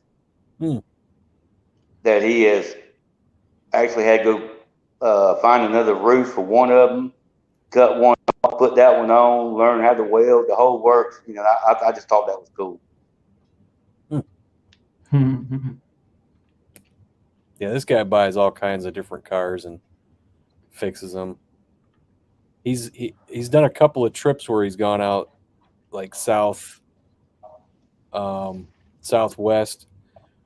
and his, I don't know if his wife or his girlfriend, they flew out there, sight unseen, bought the car, rented a car, got all the stuff, used the rental car to get all the stuff from the parts store to get the car running. As soon as they got it running, they took the rental car back and started their way back because they're from Philly. And they drove it all the way back to Philly, and if anything happens to it, he'd fix it on the way. So, Yeah. he's done that a few times with some vehicles, man, and it's pretty cool. I like his stuff. And he knows a lot. I remember one time he's got an airboat that he fixed, and he keeps going on the Delaware River and with it. And he had another boat that they took out on there, and he's got, what is it, a Tundra. He's got a Toyota Tundra, and he had it on the boat ramp, and this is a river, so it popped out of gear and went into the freaking river, and the current started taking it, and it was completely underwater. But I think he had a friend there or whatever. He ran out into the water, got under the water, and freaking hooked up a tow strap, and they pulled it out. It pulled it out, and he got that thing running. He's still driving it. He cleared. This thing was completely submerged with a boat trailer. Was it running when it went under the water? Yeah, it was under the water. You've seen the video. The lights are on. It's underneath the water. And they pull it out, and then the next day he gets it home, and he frickin' starts pulling the interior out to get it all dried out and everything. And he put it back together. The thing's still running. I mean, he didn't. Obviously, it got submerged, so he didn't start it right away. So he, Oh yeah. Got it home. That's why I was wondering if it was running. It sucked all that water in there.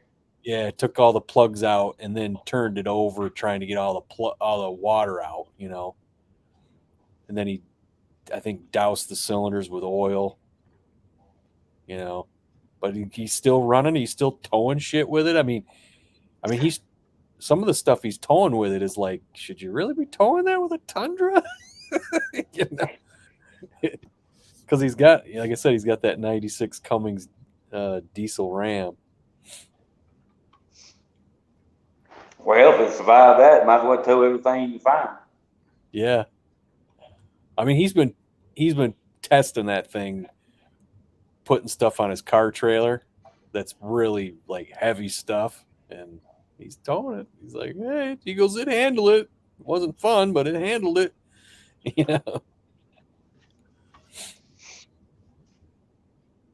Yeah. The Craig, he went up there to Dylan McCool's. You know who that is, don't you? Dylan McCool. Dylan McCool? I think I heard of that. Yeah, well, he had bought a, I don't know, 70-something extended cab Ford. So he went out to which he's in Dylan's in Tennessee. So he went there, bought it sight unseen, and Dylan's one of those guys. He was one of those three guys. I can't think of his name. Gearhead. They used to go to the junkyards and to start the cars up. 289 Gearhead 289. I think it is something like that. Anyway, so he bought that truck and he flew to Tennessee and had 3 days to get it started and drove it all the way back to California. Had been sitting 20 years.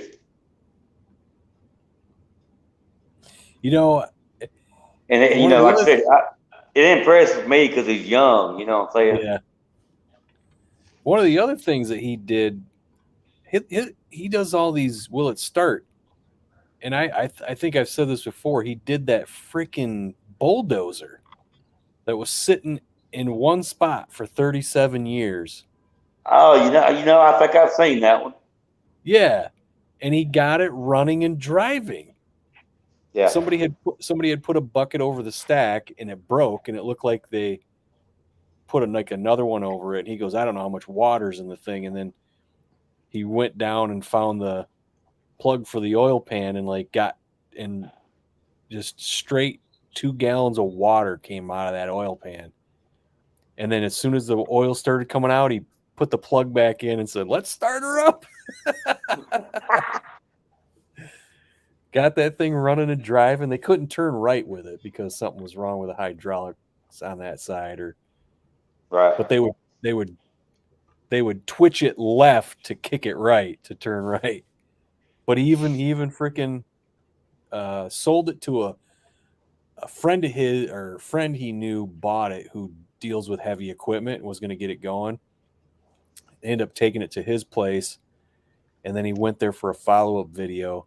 And he says, let's see if this thing will actually, move some, dirt. And he's moving piles of gravel and stuff. I was like, damn. 37 years, I think, sat there. Oh, yeah. What's up, Miss Carol? What's going on?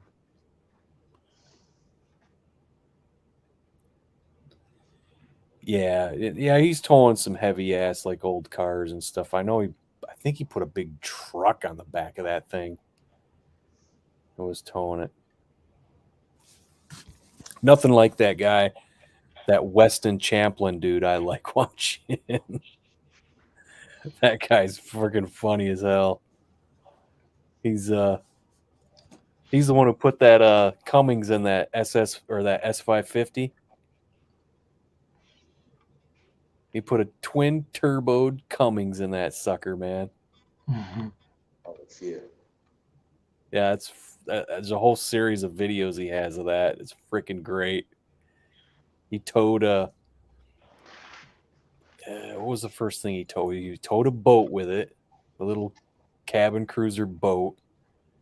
Then he towed a school bus. And then he said, let's see if I can do a burnout while I'm towing the school bus. So he did a burnout while he was towing the school bus. And then he went to shoot an eBay commercial with it. And they want him to tow a cement truck. So he towed a cement truck with this S550 turbo Cummins diesel. And then he goes, all right, let's do a burnout while we're towing this. So he did a burnout while he was towing. That dude's great, man. He's funny. I think after towing the cement truck, you proved everything you can. I just stopped right there. Yeah. And he went and bought a freaking a Hummer from the Army, an Army surplus lot out in California, and drove it back. He's right there by Fort Blue Gauge in Kansas. That dude's got his channel is pretty big, but the dude's funny, man. He's funny as hell. Did a 5.9 swap to that old blown 6.4. Is that the Mustang? Yeah, I haven't seen that one yet. I was watching a bunch of the other stuff like the Hummer one, the Raptor he bought. that had a bent frame.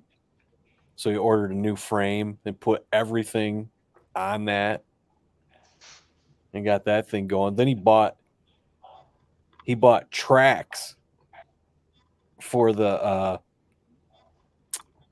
Raptor and started driving it everywhere with the tracks on it. The thing was unstoppable, man. Until the track came off.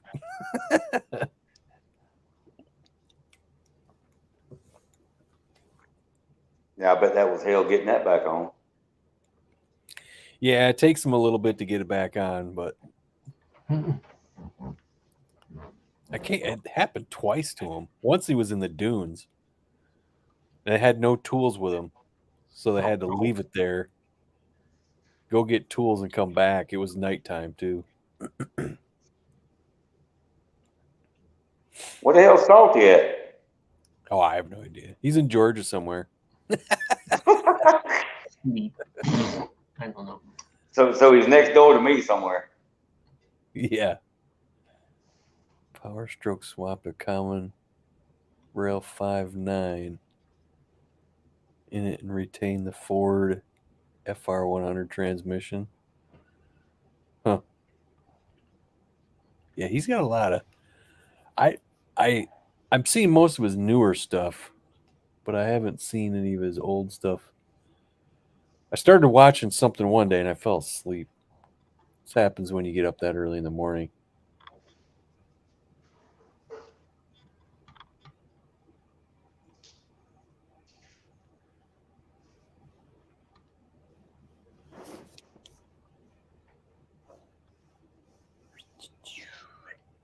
Let's see. Where's that at? Where did it go? Where did it go?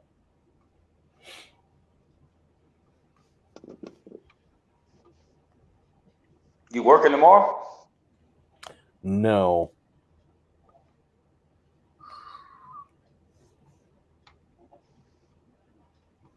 Oh, yeah.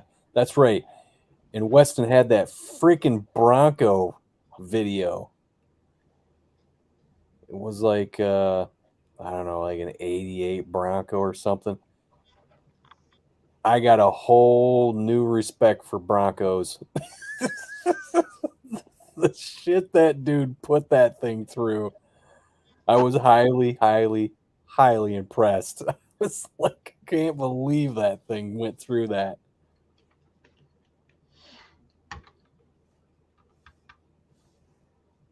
And then he did a Fox body too. He made it into a drift car.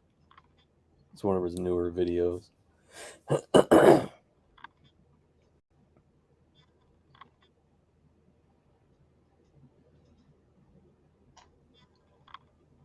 So I got a question for you. Yeah. Some of these guys that do stuff like that, is that all they do? Is YouTube make that much money to do shit like that? Huh? I said some of these guys that's doing all this stuff on YouTube, like the guy you're talking about, Yeah. they make enough money just to do that shit on YouTube. Oh yeah, yeah. When you let's see what Weston has here.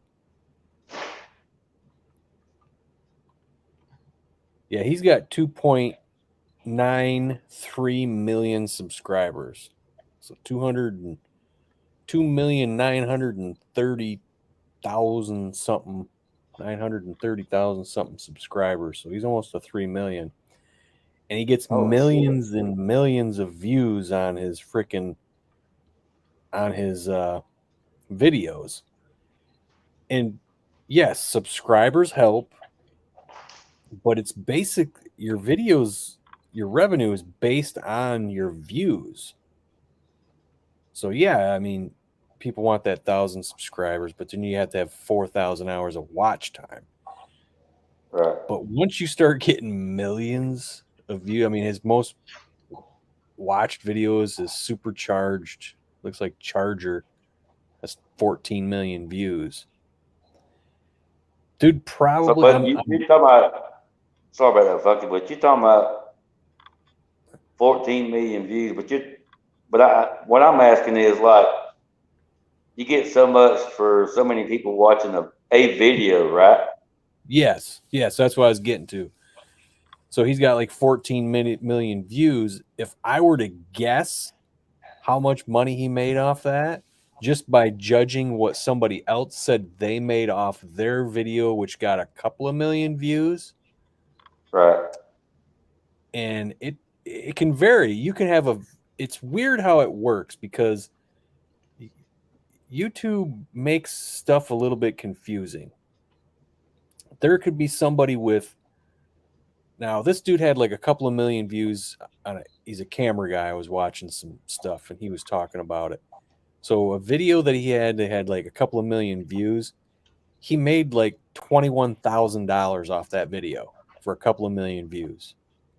Right. Now he didn't get that all at once. You know what I mean? Yeah. It's over time. That's how much he made off it. Right. And And that's the question I was really wanting to know. Right. But it could have been what, $100 here and $400 here and so on. Yeah. And so forth. And then the more it started getting watched, you know, you make more money. But when you're talking about guys who are doing 14 million views or 1 million views, how fast is that, you know, the views coming? Determines on how much he's getting paid per month. But there's Right. people on YouTube, dude, that make probably 10, 20 grand a month. You know what I'm saying? The bigger channels like that. So Yeah, that's the one thing I've always wanted about the YouTube channels. I always kind of thought to myself, are they getting a good rate of money a month, or is it sometimes it come every 2.5 months? no, it comes every single month. But if you're a smaller channel, if your revenue doesn't add up to $100 for that month, well, they won't pay you until it rolls to $100.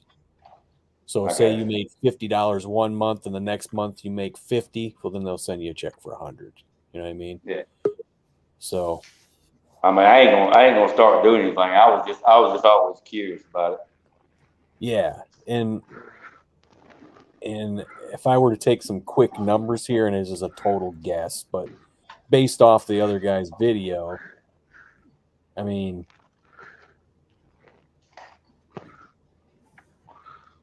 Weston probably made, I don't know, 14 million views on that video, 100 grand, you know, but not, again, he didn't Yeah, get but not at once. Yeah. But I mean, with all the videos that these people make, as long as they're still getting views on them, I mean, they're making, I mean, you got these daily vlogger guys who don't have that many subscribers, but they get healthy views and they're doing it every single day instead of video, a month or every couple weeks. So they're getting a little bit of money for every single video, and they can be making, 15 grand or 10 grand a month, that's freaking nice. Yeah. Bama, here I am. You wonder where I was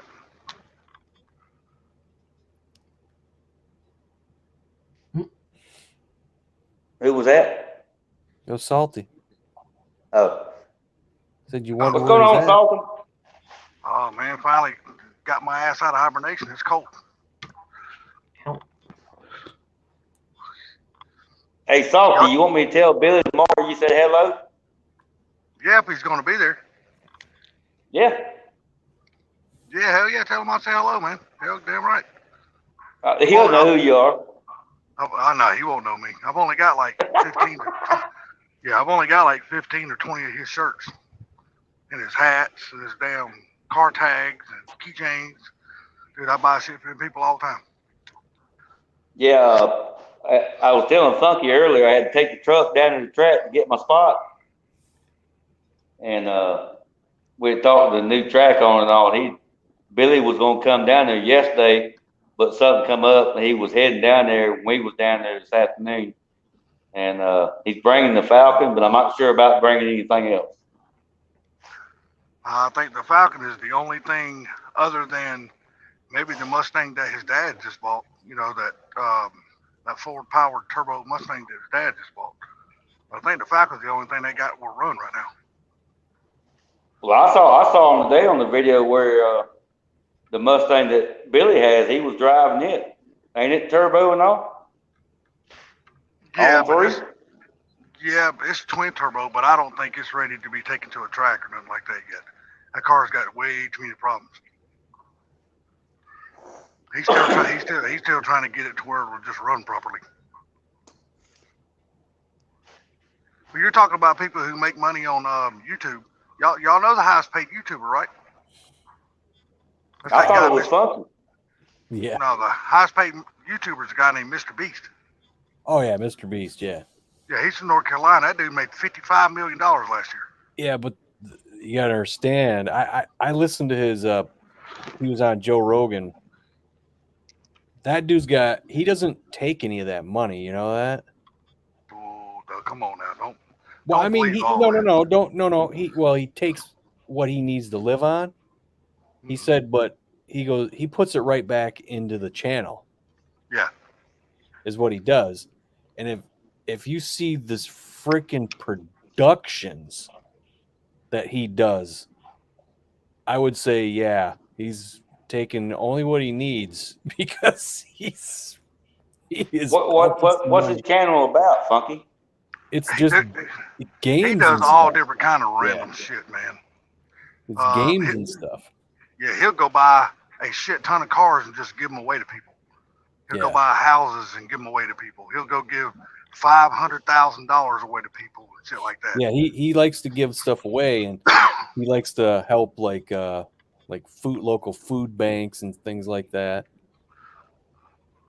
But yeah, all the revenue he makes off that, he puts right back in the channel. You know, I mean, he's got to live, so he takes some of it. But Did you ever see that video? That one video he made when he created his own Willy Wonka and the Chocolate Factory.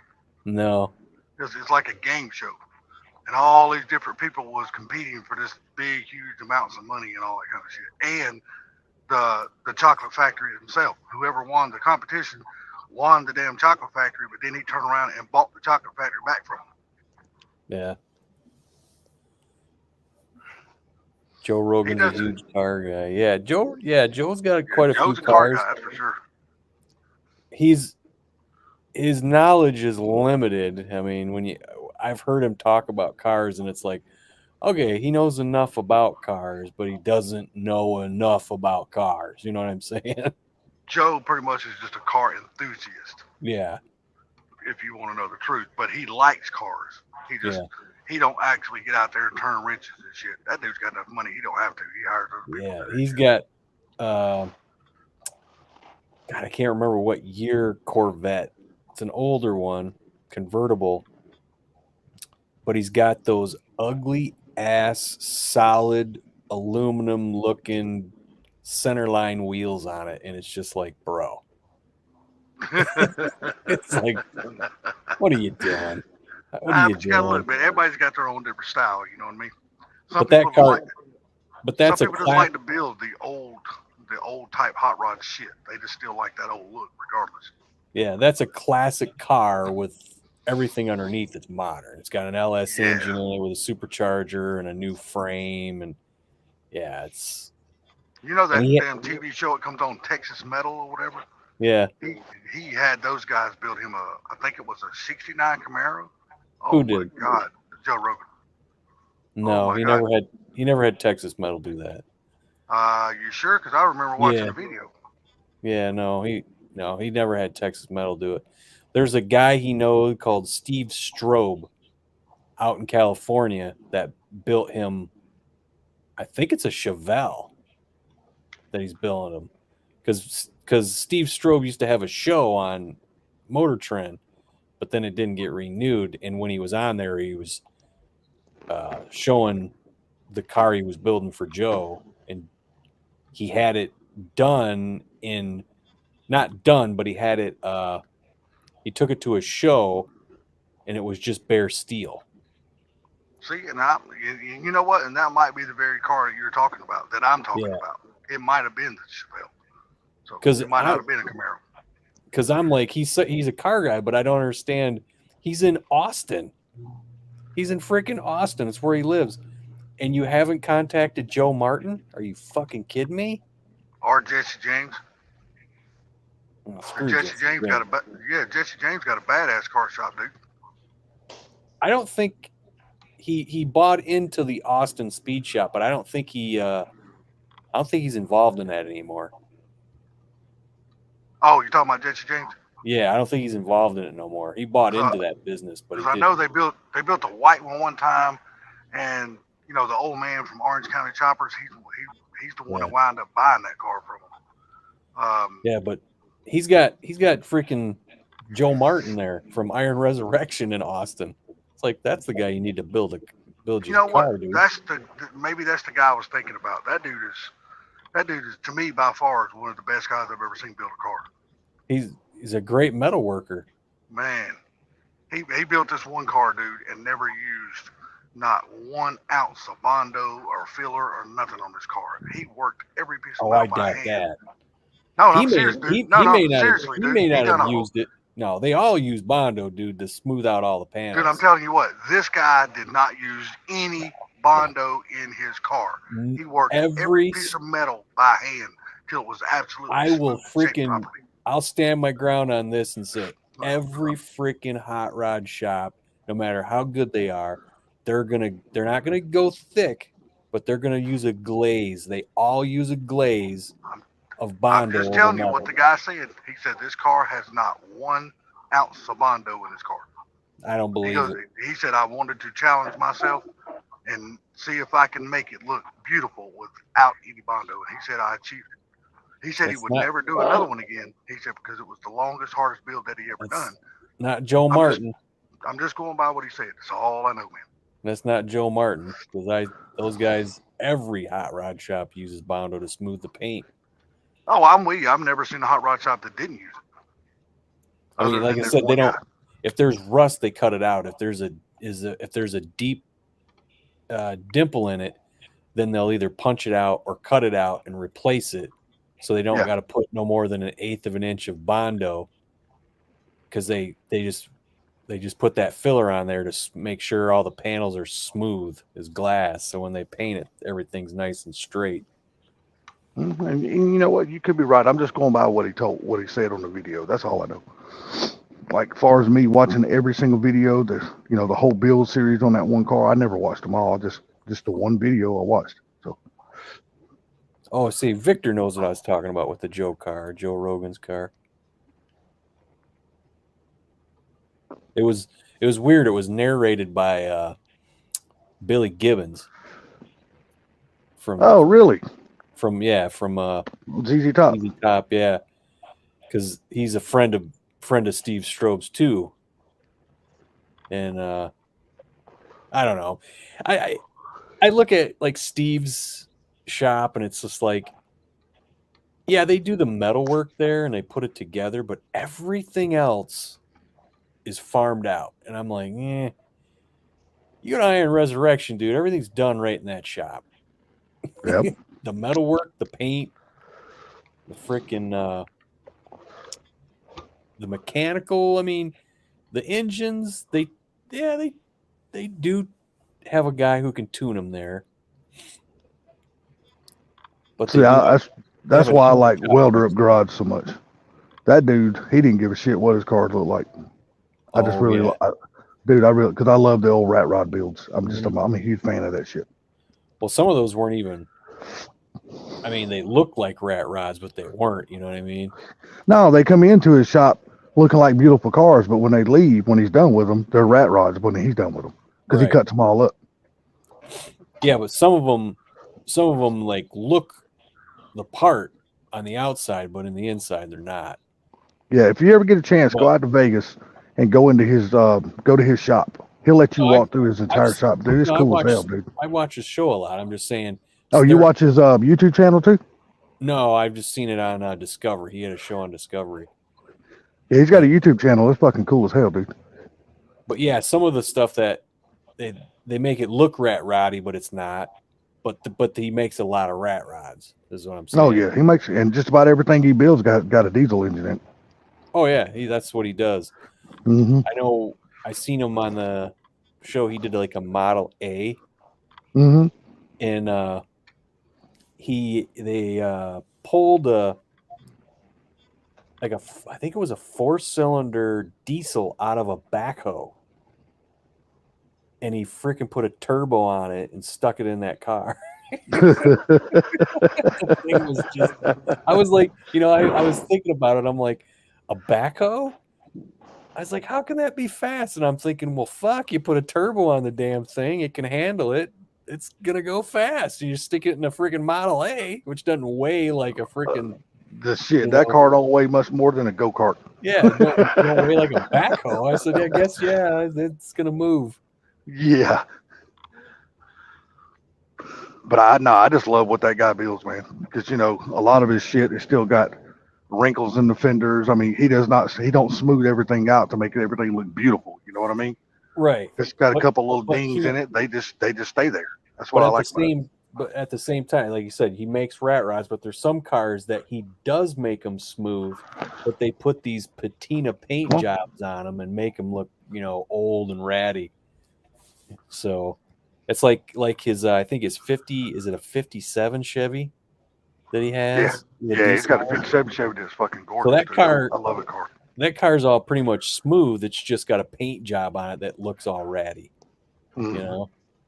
Yep. Which is pretty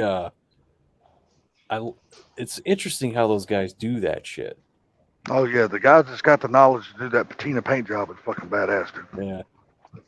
That's Joe- why there's another channel I watch. It's called Rat Rod Bob Builds, Yeah. and he takes and smooths all his car. Well, I say that he don't get all the dents and everything out of cars and stuff, but he'll grind his cars down to pretty much bare metal. But then he will put his own patina paint job on there, and all he uses is like paint thinner and then spray paint. And he takes old blue jeans and cuts them up, and that's what he uses for rags. Is the old blue jeans. It's just really cool. He shows the whole technique that he does and how he does it and all. It's just really cool. It's time consuming as hell, but the old fella does everything by himself. You know what I mean? Yeah. And he's an old fella, dude. I mean, he's got to be, hell, the dude has got to be in his upper 60s. I would think What? upper 60s. He looks like he's in his upper 60s anyway. That ain't nothing. You ever heard of Gene Winfield? No, I never heard of him. This dude's like 90, dude, and he's still working on cars. Oh, that's awesome, dude. He's designed he designed a lot of Hollywood cars. Like remember that stupid movie Free Jack? He made the cars that were in Free Jack. He made the taxi cabs, I think, that were in Fifth Element or something like that. Huh. In But other words, yeah, he's making big money if he's making movie cars. but yeah, he's still 90 something. He's 90 something years old. He's got more cognitive ability than Biden. Oh, And yeah. he's out- Did you hear? And he's They out, ran that he's test out on working him. on all these cars, man. Yeah. They said he 3 just month went old and done baby that. damn- got more than Biden. Yeah, I agree. Biden went and done that test the other day to check to see if his brain was working properly, and the hospital passed him with flying colors. I'm like, bullshit. Yeah, That damn bullshit. decision was bought. Martin Brothers have amazing paint work. Yeah, they do.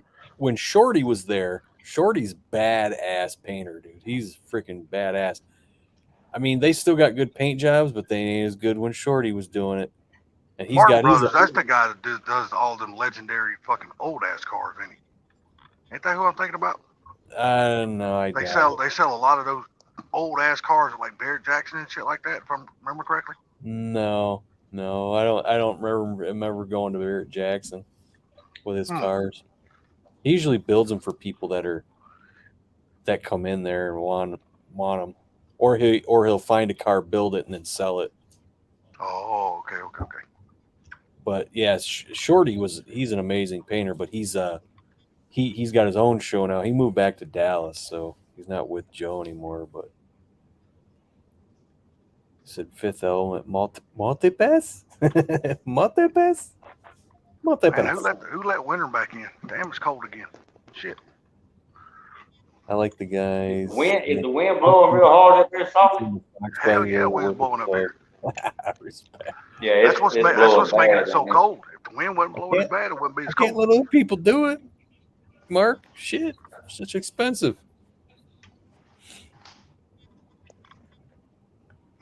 Instead, built him a black '69 Camaro on a professional. As a professional body paint guy, he painted it with a special primer, extremely thick. It's just like spraying Bondo. Yeah, it's called filler primer.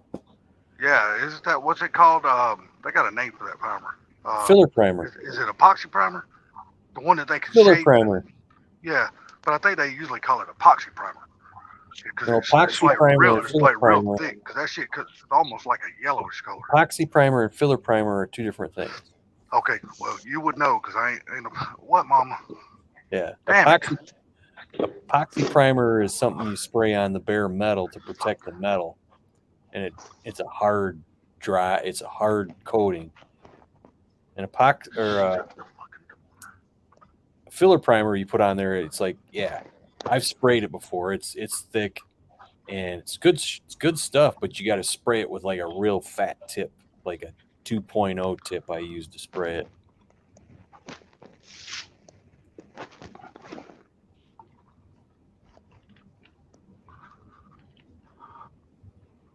Hey, Funky, you see us Southern boys got to stand by the fire. Oh, that's right. You got that big crazy heater in there. Hell, it's cold as hell to me. Was it 40 degrees? No, it's I think it's 34 or 35 right now.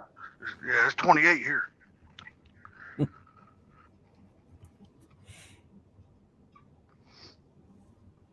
And with this damn wind, it probably feels like 22. It's damn cold. Yeah, Victor, it could be Evercoat makes some. Evercoat's like a body filler. They make a lot of body filler. But the filler primer I used was Eastwood. Eastwood sells it. It's thick shit, man. It is. It takes forever. When you order it from Eastwood, okay, and then you get it, well, it wasn't in a paint shaker. So you can imagine how hard that stuff is to mix with a freaking stick. Yeah. How long it takes to get it to the point to where you can use it. So now, can you take it somewhere and have it shook? I imagine. Okay. But I had time and a stick. So yeah, you had a lot of time and a stick. Some of them old lacquer paints, man, I've just seen your comment. He said, is your 91 Mustang LS says Bama is your car on stock springs? No, the rear I got the stock heavier springs. I think the stock is 230-pound springs, I think it is. And I went up, I got the brute, I went up to the next level. I can't remember what they was. I think they was 300 something pounds spring rate, and I cut them down. Oh. I don't know what mine are. They're just Steeda lowering springs in the rear. So I don't know how many pounds they are. What do you got in the front? Those are Steeda. Are they 200-pound coilovers? Yeah, I knew you had the coilovers. Coilovers. Are they 200-pound or 175-pound? I can't remember. All I know is Steeda makes good stuff, dude. Yeah. Well, it doesn't matter who makes the coilovers, because Steeda makes the housings for their coilovers. You know, the adjustment things that sleeves you put over your struts. Yep. But the springs are all made by a company called Hypercoil. Okay. And who else uses Hypercoil springs on their coilovers? Maximum Motorsports. And I believe probably several other companies. But the housings themselves are what Steeda makes and what Maximum Motorsports makes and Eibach makes, you know. they make the housings, you know, and the adjustment things. Yeah, but the name on it is what you pay for. Yeah, but the springs that I've seen in a couple of them are all hypercoil. Because I'm gonna tell you, Which is- Maxim Motorsports, they believe in their products, buddy. Because them motherfuckers ain't cheap. Which is funny to me because you can buy a set of Steeda lowering springs all around the car. That's what Ginger has. That's what's funny. It's like, if you're making springs, why don't you make springs for your coilovers? What's that? I don't, Go pee-pee. whatever. Strange. Unless Steeda's not making the springs, they're just slapping their name on the lowering spring. Come on. I don't know. Come on. But I know Get in there in the kitchen.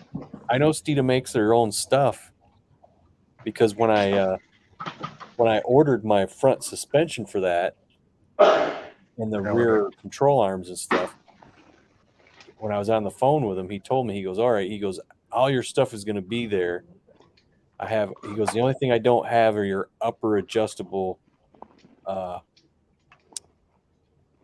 control arms. I was like, oh, he goes, we got to make more. He goes, and I think we're going to be making more next week. I was like, oh, they're making them right there, you know? There you go. That ain't bad then. Well, Funky. Yeah. So I guess you can buy the lower springs. Are they different rates as far as rating the weight they hold? No, on the coilovers you can get different rates. But as far as a set of springs, you know, just to replace the stock springs, Steeda on the rear. Steeda sells a front and rear springs that are just lowering springs. Yeah. So the reason I was asking, I'm sorry about that. The reason I was asking is because when I got the car, it had lower springs on it. They're over there in the corner. I took them damn things off because you could put a 2-month-old baby on the back of the car and the tires would rub. And I wonder who made them. I don't know. I mean, I wouldn't know how to tell. Because that's why I did what I did. The shitty springs that they just on that car that and on Ginger was just they didn't do them. I don't think they did them in the rear, but the front ones were just atrocious. It rode like crap. And then we put those Steeda lowering springs on it, and it fixed everything. I mean, those springs that were on it were too low because they screwed it up. But the lowering springs on there just made that car sit and ride way better. Well, I know once I put the KYB adjustable racing shocks on the back. Yeah. That made a big difference. Yeah, I don't know with mine because it's got the shocks that came with the car. And then, of course, from the videos, you guys see the one strut in the front is bad. And I'm holding out for Ford Blue Gauge. Hopefully you got those spindles for me. Yeah.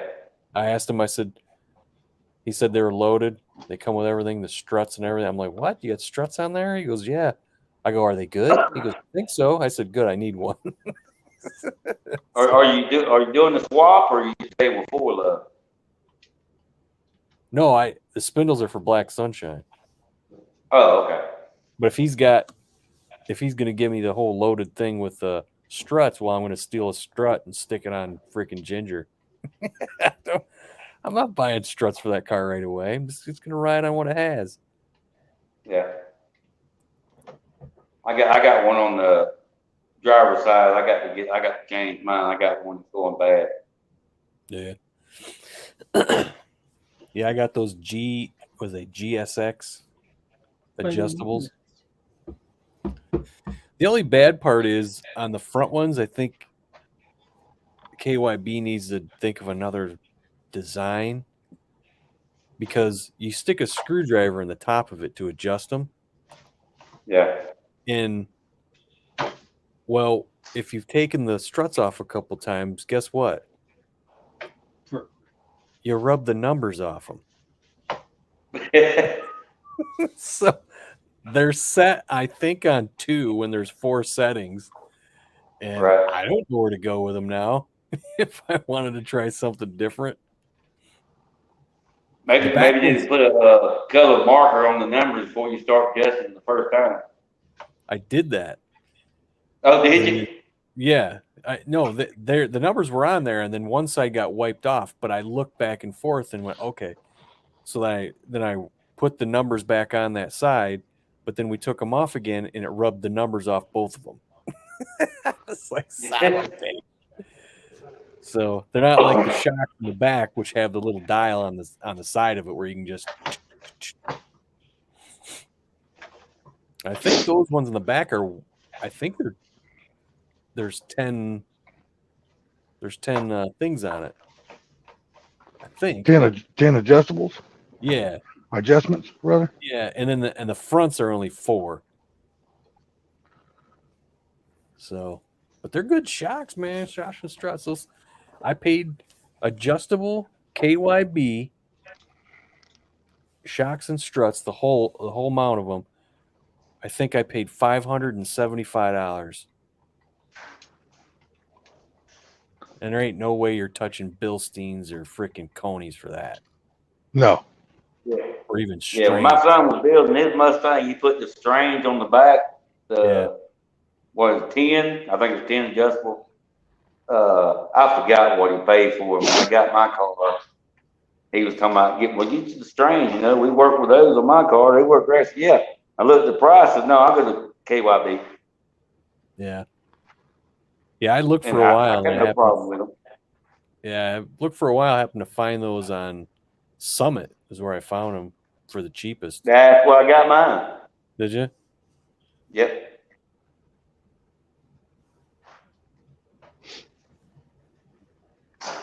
Yeah, I'm a cheap ass. I'll search everywhere. Same here, buddy. Hey, I Same got here, 8 bud. grandkids. I ain't got no money. Yeah. I got 7. Don't feel bad. Yeah. Evidently, my daughters have not figured out what's causing them yet. Yeah. Well, can't nobody in the family have kids no more. Well, I'm hoping my daughters have finally got to the point where they're done having kids, because I've only got 2 girls, but I got 7 grandkids. I'm like, well, one of y'all gonna get tired of having kids here for long. Y'all gonna stop. Yeah. My oldest granddaughter come by yesterday, had to put plugs in her car. She said, I bought these plugs that cost me this much. You think you can give me back the money? I was like, yeah, here you go. Yep. Well, As she's long as working. She's working and trying hard, so I don't mind doing that. Yeah. As long as you got kids and grandkids, dude, you've always got a rotating banking account. Yeah. I promise you. As long as they're working, I don't care. You sitting on your ass, I ain't giving you nothing. Yeah. Well, my kids, they know me, even if they're working. But if they're out blowing their money on stupid shit, I won't help them then either. I mean, it's okay to work, but you gotta, there's an old saying, you gotta pinch a few pennies. You gotta put that shit back and forget that you got it. You gotta save for damn rainy days. You just can't be going out there just because you got money. You can't let it blow a hole in your pocket. You gotta save your damn money.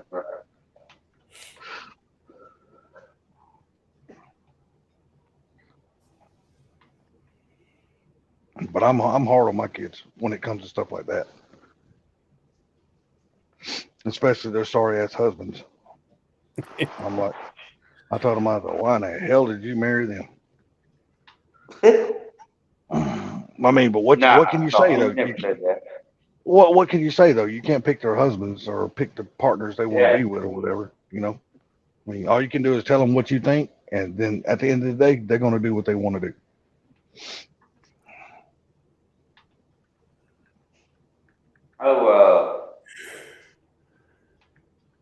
Funky, you see the CEO that quit today or yesterday? The what now? The CEO that quit of a certain company. I think it was today or yesterday. What Your kind of channel. company are we? So what now? The channel. The channel. Well, you're on it. I'm on it. Oh, the YouTube CEO? Yeah, I didn't know if you want me to say that not on there. I don't know. I didn't even know anything about it. It was a chick, wasn't it? Yeah. Oh, she quit working for Google? No, YouTube. Well, Google owns YouTube. Oh, okay. I didn't know that.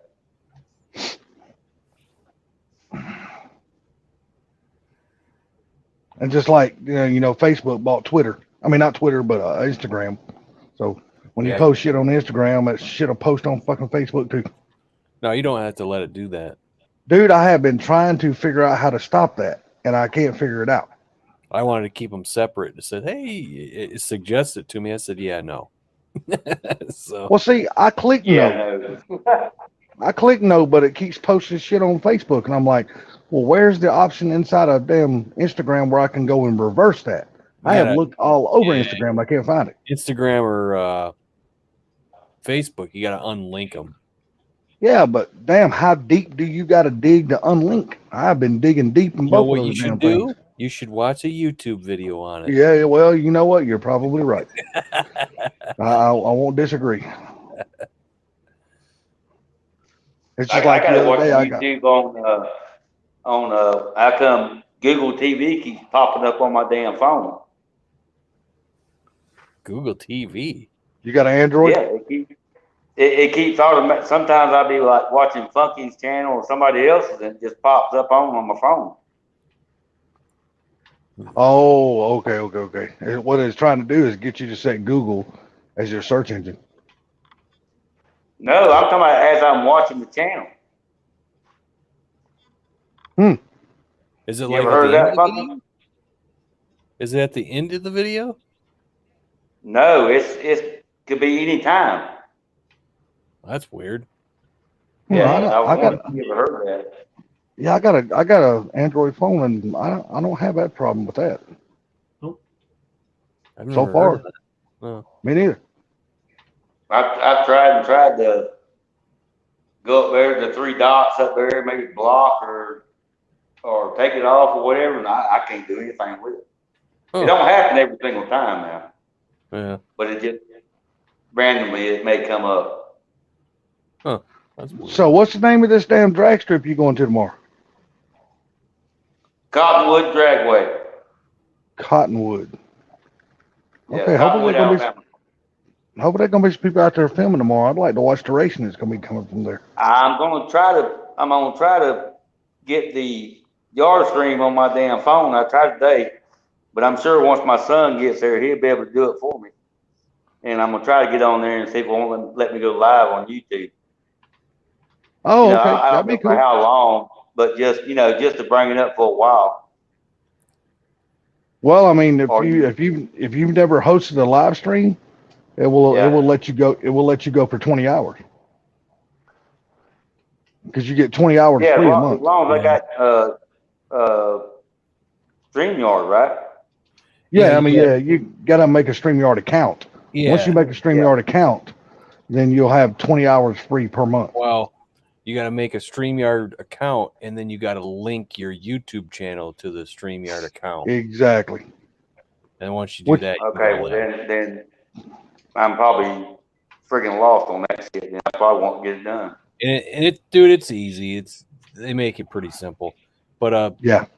yeah, you just need an email address to sign up for. Well, I done that today, Funky, and it sent me a code to my email, Mhm. and I put that in.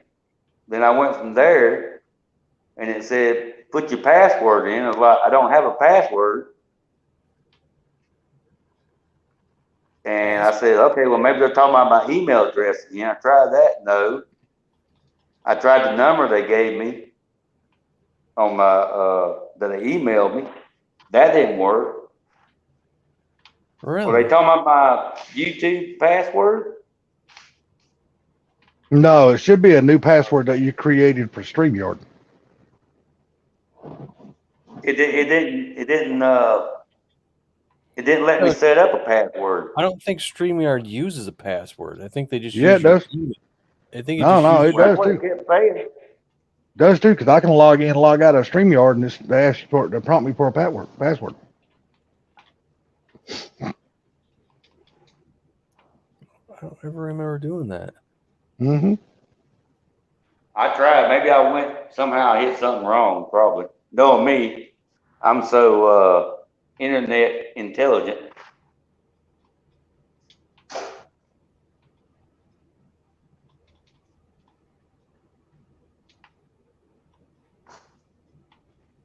Do y'all know how tall I got my buddy that's got me the spot down at the track. He's actually setting me up a laptop and all to have out here in the shop for the live streams. Yeah. And when I get down there, I'm gonna try to get him to do it, or to get my son to do it when he gets there. Do y'all know how tall the tallest man in the world was? 8 foot. 18, wasn't he? Y'all right? 8 foot 11 inches. That's almost 9 feet. Yeah, I'm sitting there looking at. There's a thing that popped up on my Facebook that says this is what Andre the Giant would have looked like standing next to the tallest man in the world, which is Robert Wadlow or whatever his name is. 8 foot 11 Yeah, back in inches. the 30s. One more inch, he'd be 9 foot. 437 pounds, and that dude look like he's skinny as a beanpole. I mean, evidently he's not skinny if he weighs 437 pounds, but God, Hey, Andre Giant looked like a goddamn midget standing next to him. So what now? I said, you think he had 3 inches too? I don't know. I guarantee you. I mean, I don't know. He could have. He could have, brother. Just because he's got long legs don't mean he got a long goober.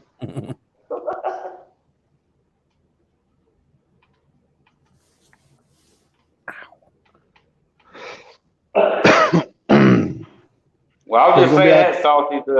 If you, I don't know if you're subscribed to my channel. There ain't nothing on there. Just in case I happen to go live, so people want to see it.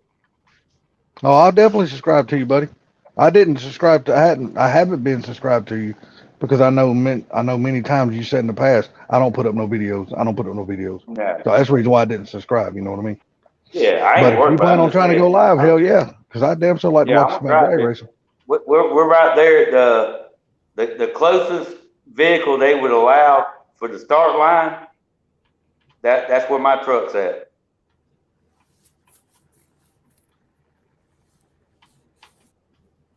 And then my son, my buddy that's down there, and he's down there right now. He's gonna take his vehicle, leave it there. His wife's gonna pick him up. Then when my son gets there, he's gonna move it so he can put his Dodge down there. So we have them 2 spots. Can't nobody get closer than we are, unless you're Sweet. walking.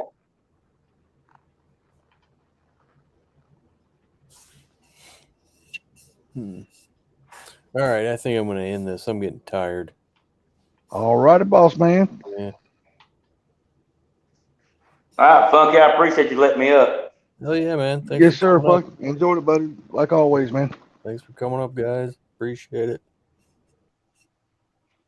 Bama, type something in the chat if you don't mind. Well, you can't because you're on the Yeah, I can. Hold on. yeah, because people in chats wanting to subscribe to your channel. So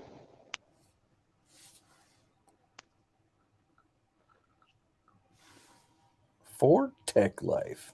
What's going on? what's up, Ford Tech? We're leaving. We're leaving. Hell, ain't nobody in here damn moderators anyway, Oh, isn't there? I can't see who's moderators on here. except Salty. I'm a moderator. So if he types in the chat, then I'll go to his channel and post the link real quick. If Funky, Oh. give me a second. Yeah, I'm doing it. So you're working on the hooker tomorrow, huh? Yeah. Gonna tackle the headliner? Yeah. What kind of glue you gonna use? You gonna use 3M or what? We're going to use the kind that sticks. Well, I would hope so. Which one is that? I don't know. I wish we could All get right, you see it salty? some spray super glue. Are you going to use them rollers like you used to put the sound deadener in there to roll the headliner on the board? No. It probably wouldn't be a bad idea, to be honest with you. That way you can make sure you can get all in the cracks and crevices and stuff like that, and make the headliner look really good. Well, there's really no. It's flat. Yeah, true. It's their only curves are on the edges in the front and the back, in the corners. So yeah, True. it'd be kind of awkward to have that roller in there just because the weight is it's concaved. It's like it's coming in the corners. It's like coming in like 3 different directions from side to side and up. So I got you. It'd be weird to try to put that roller in there. No, That is I something fine I've with never it. attempted to do a headliner before. I've always taken it somewhere and let somebody else do it. I've never Yeah. tried that. I don't think it'd be too bad. You get a big piece of fabric big enough for the whole top of it. And then Now, are you going to have the words I'm Dirty Pirate Hooker in the headliner? going to work it. No, I'll say, are you going to have the words Dirty Pirate Hooker in the headliner? Oh no. No, it's That'll be going in with the shag carpet. no. Dirty Pirate Hooker will be in the trunk liner. Oh, so you're actually going to do that? Yeah, so when you open the hood or the trunk, you'll see on the top of the trunk I'll have a thing made that says Dirty Pirate Hooker. Oh, that's going to be freaking cool as hell. Yeah, because I'm gonna get it from the same place Gearhead 704 got his. That says Tar Heel Fox. Oh, okay. So, except I'm gonna have them Yeah, I make one like to that says have one of them. Dirty Pirate Hooker. They may be a little bit like when you tell them we want it to say the Dirty Pirate Hooker. I may get a phone call from them and they're going, "Are we reading this right?" You could. Bam, I'm looking for your channel since I hadn't seen you post anything yet. I'm looking for your channel. I haven't found it yet. You didn't see my post I put up? Did you actually put one? Did you put it? What comment section did you put it in? Oh, did he put it in the? He put it in the private chat? No, Oh no, not that I he know of. didn't. I just put up and said, what's up, Salty? It's Oh, no, he's Bama. talking about the link to your channel. Here, hang on a second. Yeah, all he's got to Yeah. do is just type his name, type something in the chat. That way I can right click it and go to his channel because I'm a mod, so it'll let me go right to his channel. So Well, it's just Bama _ 5.0. Bama _ 5.0. Yeah.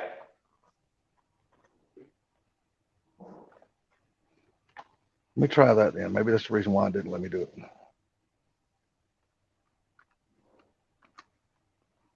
Yeah, because I see it on the screen where it just says Bama 5.0. I don't know why it does that. I got it right here. I'm fixing to put the Got it? link right here in the chat. Yep. Yeah, you see all them great videos I got? There you go, everybody. There's his channel right there. Matter of fact, I'm gonna sub to you while I'm here. Just gave you a sub. Yeah, so that makes what, 7? 21. Wow! Holy cow! Watch out, Funky! I'm catching up with you. Yeah. There's a bunch of them in the chat saying, I got you, Bama. Let's see what you're up to now. Oh, 22. You're climbing. Well, Funky, I appreciate it, buddy. As always, man. I know you're ready to crash and go have a good night. So everybody in the chat, y'all have a good night. Bama, take care. We'll see everybody on the flip side. All right, Y'all buddy. take care, guys. All right, guys. Have a good night.